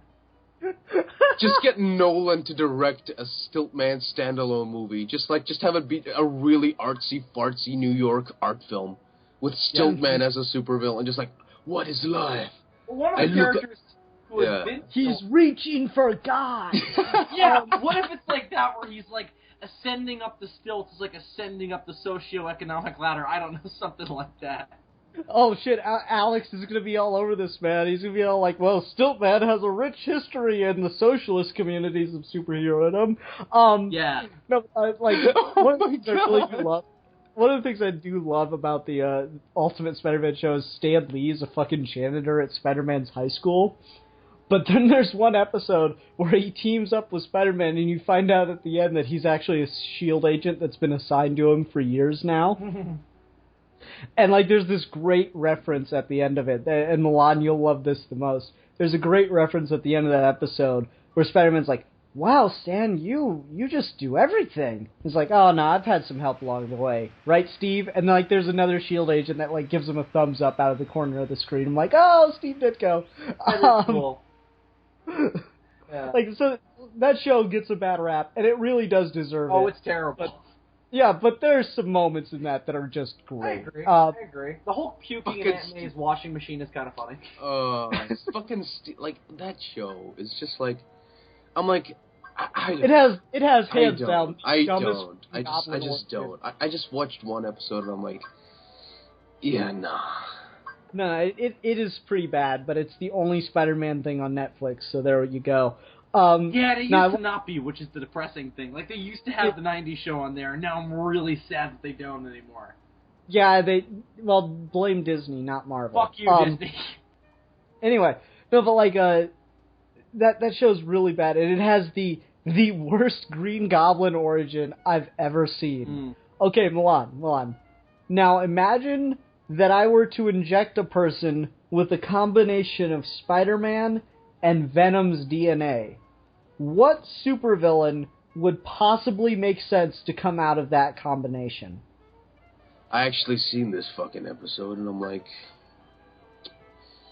I don't know. I shouldn't be this offended. No, if you were the one... At this goofy nonsense. I'm like, oh my god.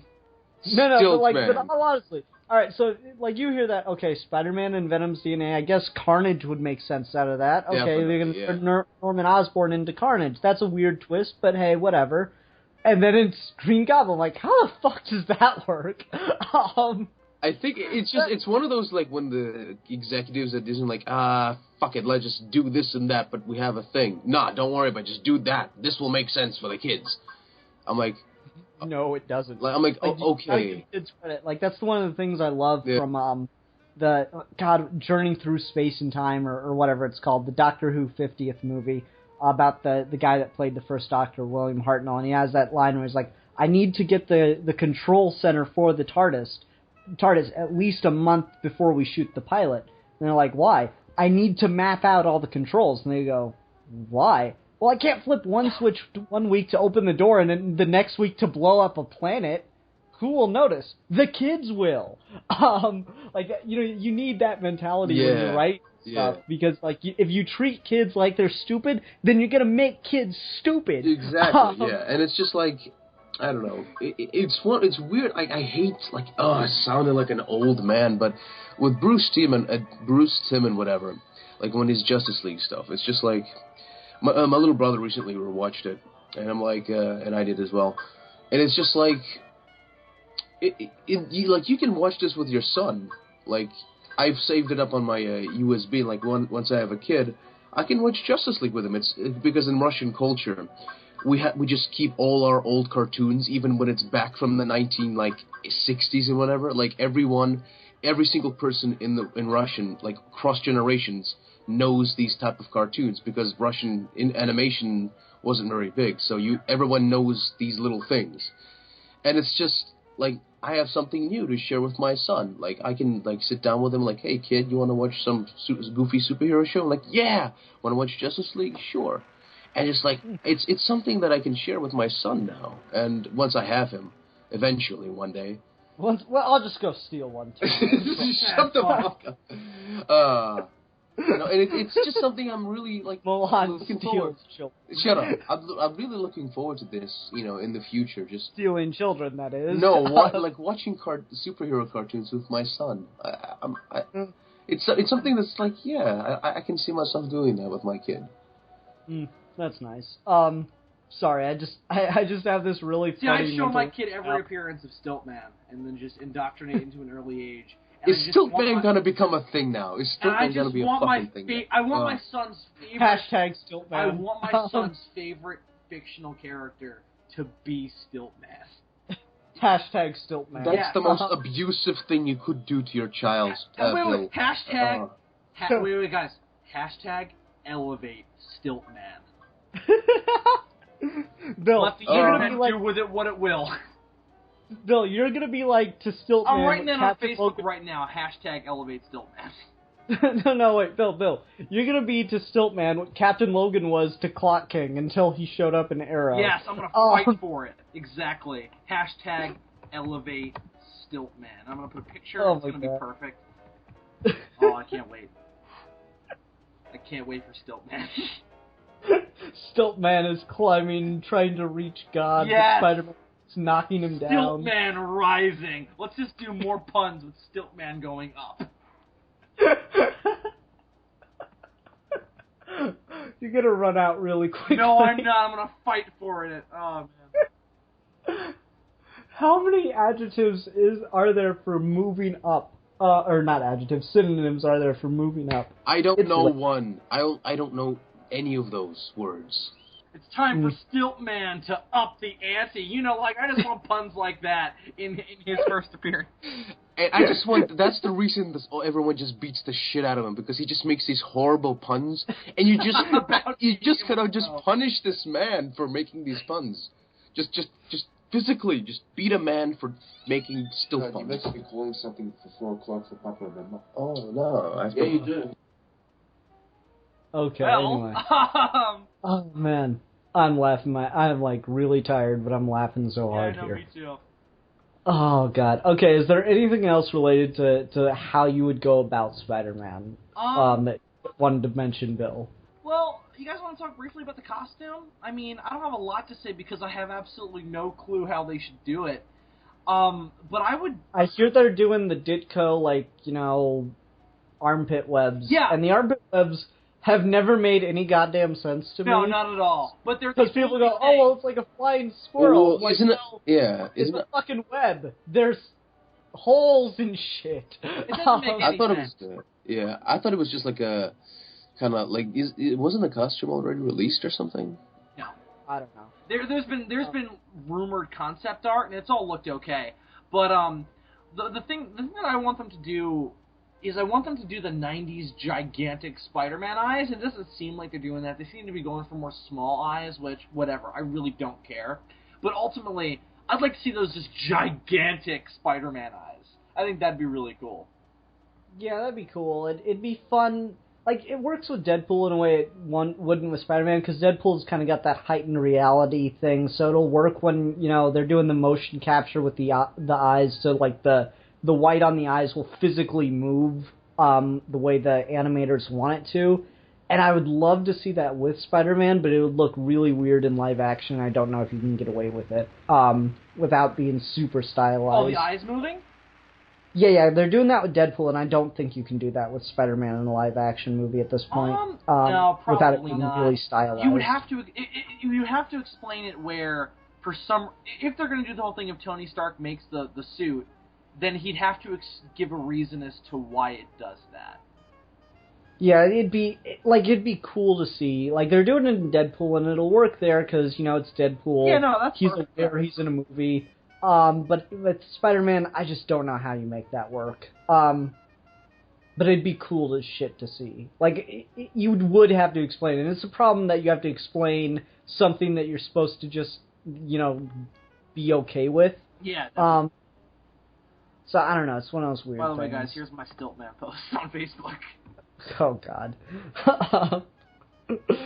This is going to become, super popular. I really hope so.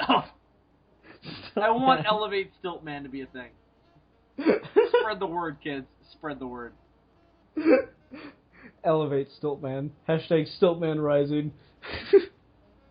Oh, God. Hashtag Stiltman rising works too. Oh, it's okay. It's like the description boxes are like treating Stiltman as like this really serious film. Is like he moves unafraid. It's like he's pretty afraid, probably. If I was moving that high above... He seems really high up, and it doesn't seem like he has the best balance. Yeah, I would be pretty terrified. I'm like, I really hope I don't fucking fall over. Milan, how about you? What would you do with the Spider-Man costume in live action? Oh shit, he's gone. Okay. No, I'm here. I'm just like, I don't know, just make it look cool and pretty. No, but you're the artist. What kind of approach would you go for with it? I mean, brighter red, brighter blue, brighter, just make it pop. Make it really pop. Yeah, I would definitely say brighter red. They've done weird colors in the live action Spider-Man movies where they've always made the red look maroon to me. And everyone made fun of the Garfield costume for looking like it was made out of basketballs.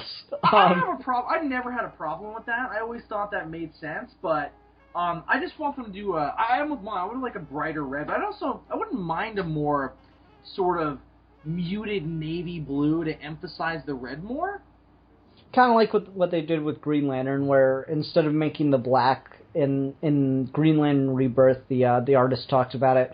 Instead of making the black have creases and folds and slightly white or grayish tones in it to make it look more like fabric, they just made it flat black, and it just really brings out the green. Yeah, I think that would be cool. To just do a flat blue that really, really shows off the red. I've always felt like they kind of did the opposite with Spider-Man, where the blue was more noticeable than the red because of how muted the red was. So I'd like to see the opposite with this costume. Also, I want the little red light in his utility belt that shows the Spider-Man symbol. The spider signal? Yeah, I want that. I want the spider signal. I'm going to hashtag I just that never shit, too. understood what purpose that served. I don't care. Well, it's to illuminate things, Ian. Didn't you watch the 90s show? No, when he's using it as a flashlight, I'm like, well, then why doesn't he just have a flashlight? It's awesome. Again, especially if it's built by Tony Stark, it's awesome if it's the Spider-Man logo. It's okay. I've been reading through JMS's Superman Earth 1, and I think it's funny that in the Earth 1 universe, Superman has a signal before Batman does. When did is that in Volume 3? Yeah, I haven't read that yet. Is it any good? Yeah, it's really good. I read the first 2 volumes, and I fucking loved them, so I'm excited to Yeah, there's a Superman signal. It is like a spotlight with a Superman symbol on it. That's it! So I'm like, how does... that universe? Yeah, there's a Batman Earth 1 book. No, but they're supposed to be the same continuity, though. Yeah, I believe so. Oh, okay. That's why they're both called Earth 1. No, but I just figure we're doing more realistic versions of these characters. They don't necessarily have to be in the same universe. Oh, they're comic books. They'll do honestly, in the 10 Superman, years they'll eventually cross them over because that's how long the Batman these Earth. books take. No, the Batman Earth 1 Volume 2 has a quote on it from the back on the back of the screenwriter for Batman versus Superman. I guarantee you, by the time Batman vs. Superman comes out, we're gonna have a Superman Batman Earth 1 book hit shelves. That would make sense. Shocked. I'd be shocked if they don't do that. I would say so, probably. I didn't like that. And Grant Morrison's working on Wonder Woman Earth 1 as well. Oh, that's awesome! I'm definitely gonna read that. But I didn't love Batman Earth 1. I think it's okay. I haven't read Volume 2. Volume 2 is much better. Oh, okay. Which is good because Jeff Johns is co-writing the Batman solo movie with Ben Affleck, so...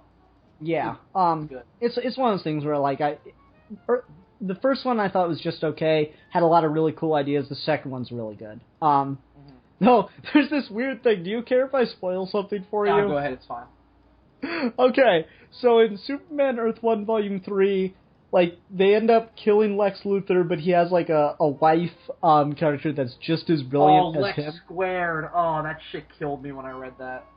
Yeah. So, like, they end up killing Lex Luthor, and his wife, Alex Luthor, takes the name Lex and is going to be the Lex Luthor for that universe. And then in Batman Earth 1 Volume 2, Harvey Dent ends up dying, but his twin sister is going to be the Two-Face in that universe. Oh, why? It works in the context of the story, but it's just one of those weird things. Like, so apparently this is the gender bender universe. Yeah, because it's just like it's time for females villains. Just give the dude's sister the job and like have the guy die, and it's adorable. Let's do that. It just makes me laugh. It's weird it's just though, because I just saw on Facebook it's trending that they're going to reboot the League of Extraordinary Gentlemen, and it's apparently going to be an all-female cast, just like Ghostbusters. Is it going to be called the League of Extraordinary Gentlemen? Yeah, I just saw that. Is it going to be the League of Extraordinary Women? Which I'm like, all right, that's cool, but. Like, it's not going to have name recognition then, because you can't call them the League of Extraordinary Gentlemen if it's an all-female cast. I have the same thing with that I do with the Ghostbusters reboot. I'm like, why can't we mix it? Why does it have to be just one or the other? Yeah. Anyway, I thought that was the funniest thing, is that, they were clearly written at separate times, but I just thought it was funny that they both ended up using, like, a very similar twist. I was shocked if they didn't do that on purpose. No, I think it was completely accidental, because those books come out like a year apart almost. No, this time they didn't. Didn't Superman Earth 1 Volume 3 only come out like a couple months ago, and then Batman Earth 1 came out a couple months ago? Oh, I guess so. I don't know. I thought it was pretty funny though. But anyway, Milan, did you have anything else that you wanted to mention with Spider-Man? Or don't respond. That's a good option too. Fair okay. enough. Then I think we're going to go ahead and end this. God, what a topic. Yeah, and I we barely talked about it. We were just bullshitting about other stupid, silly things. I think we hammered out a basic, like, here's what we want type of Spider-Man. We always seem to have very specific... What we clearly want is for the Lizard to have his own race and be the Caesars for the lizards, and we'll call the movie Dawn of the Planet of the Lizards. I'm fucking reading this fucking Stiltman thing on Facebook. He looms tall in the moonlight, 7 leagues. I can't fucking read. I need my glasses. Okay, don't worry. But this is some fucking deep philosophical shit, man. It is, right? It's fucking weird. It's fucking Stiltman. Okay. He's obviously an objectivist. He's like an objectivist fucking icon. The man walks above the city. It's fucking what goofy nonsense. I love it. Okay. Milan, did you have anything else you wanted to mention with Spider-Man? I like Spider-Man. He's cool. Okay. Steve gave me a topic choice for next week. Next week we're going to be talking about Justice League New Frontier, the DC animated movie. And so, everyone, I hope you tune in for that. Everyone, though, thank you very, very much for watching. And until next time, I'm the Philosopher. I'm the Fanatic. I can say that. I'm the Madman, apparently. And we're your Geeky Gentlemen. And we will be discussing things.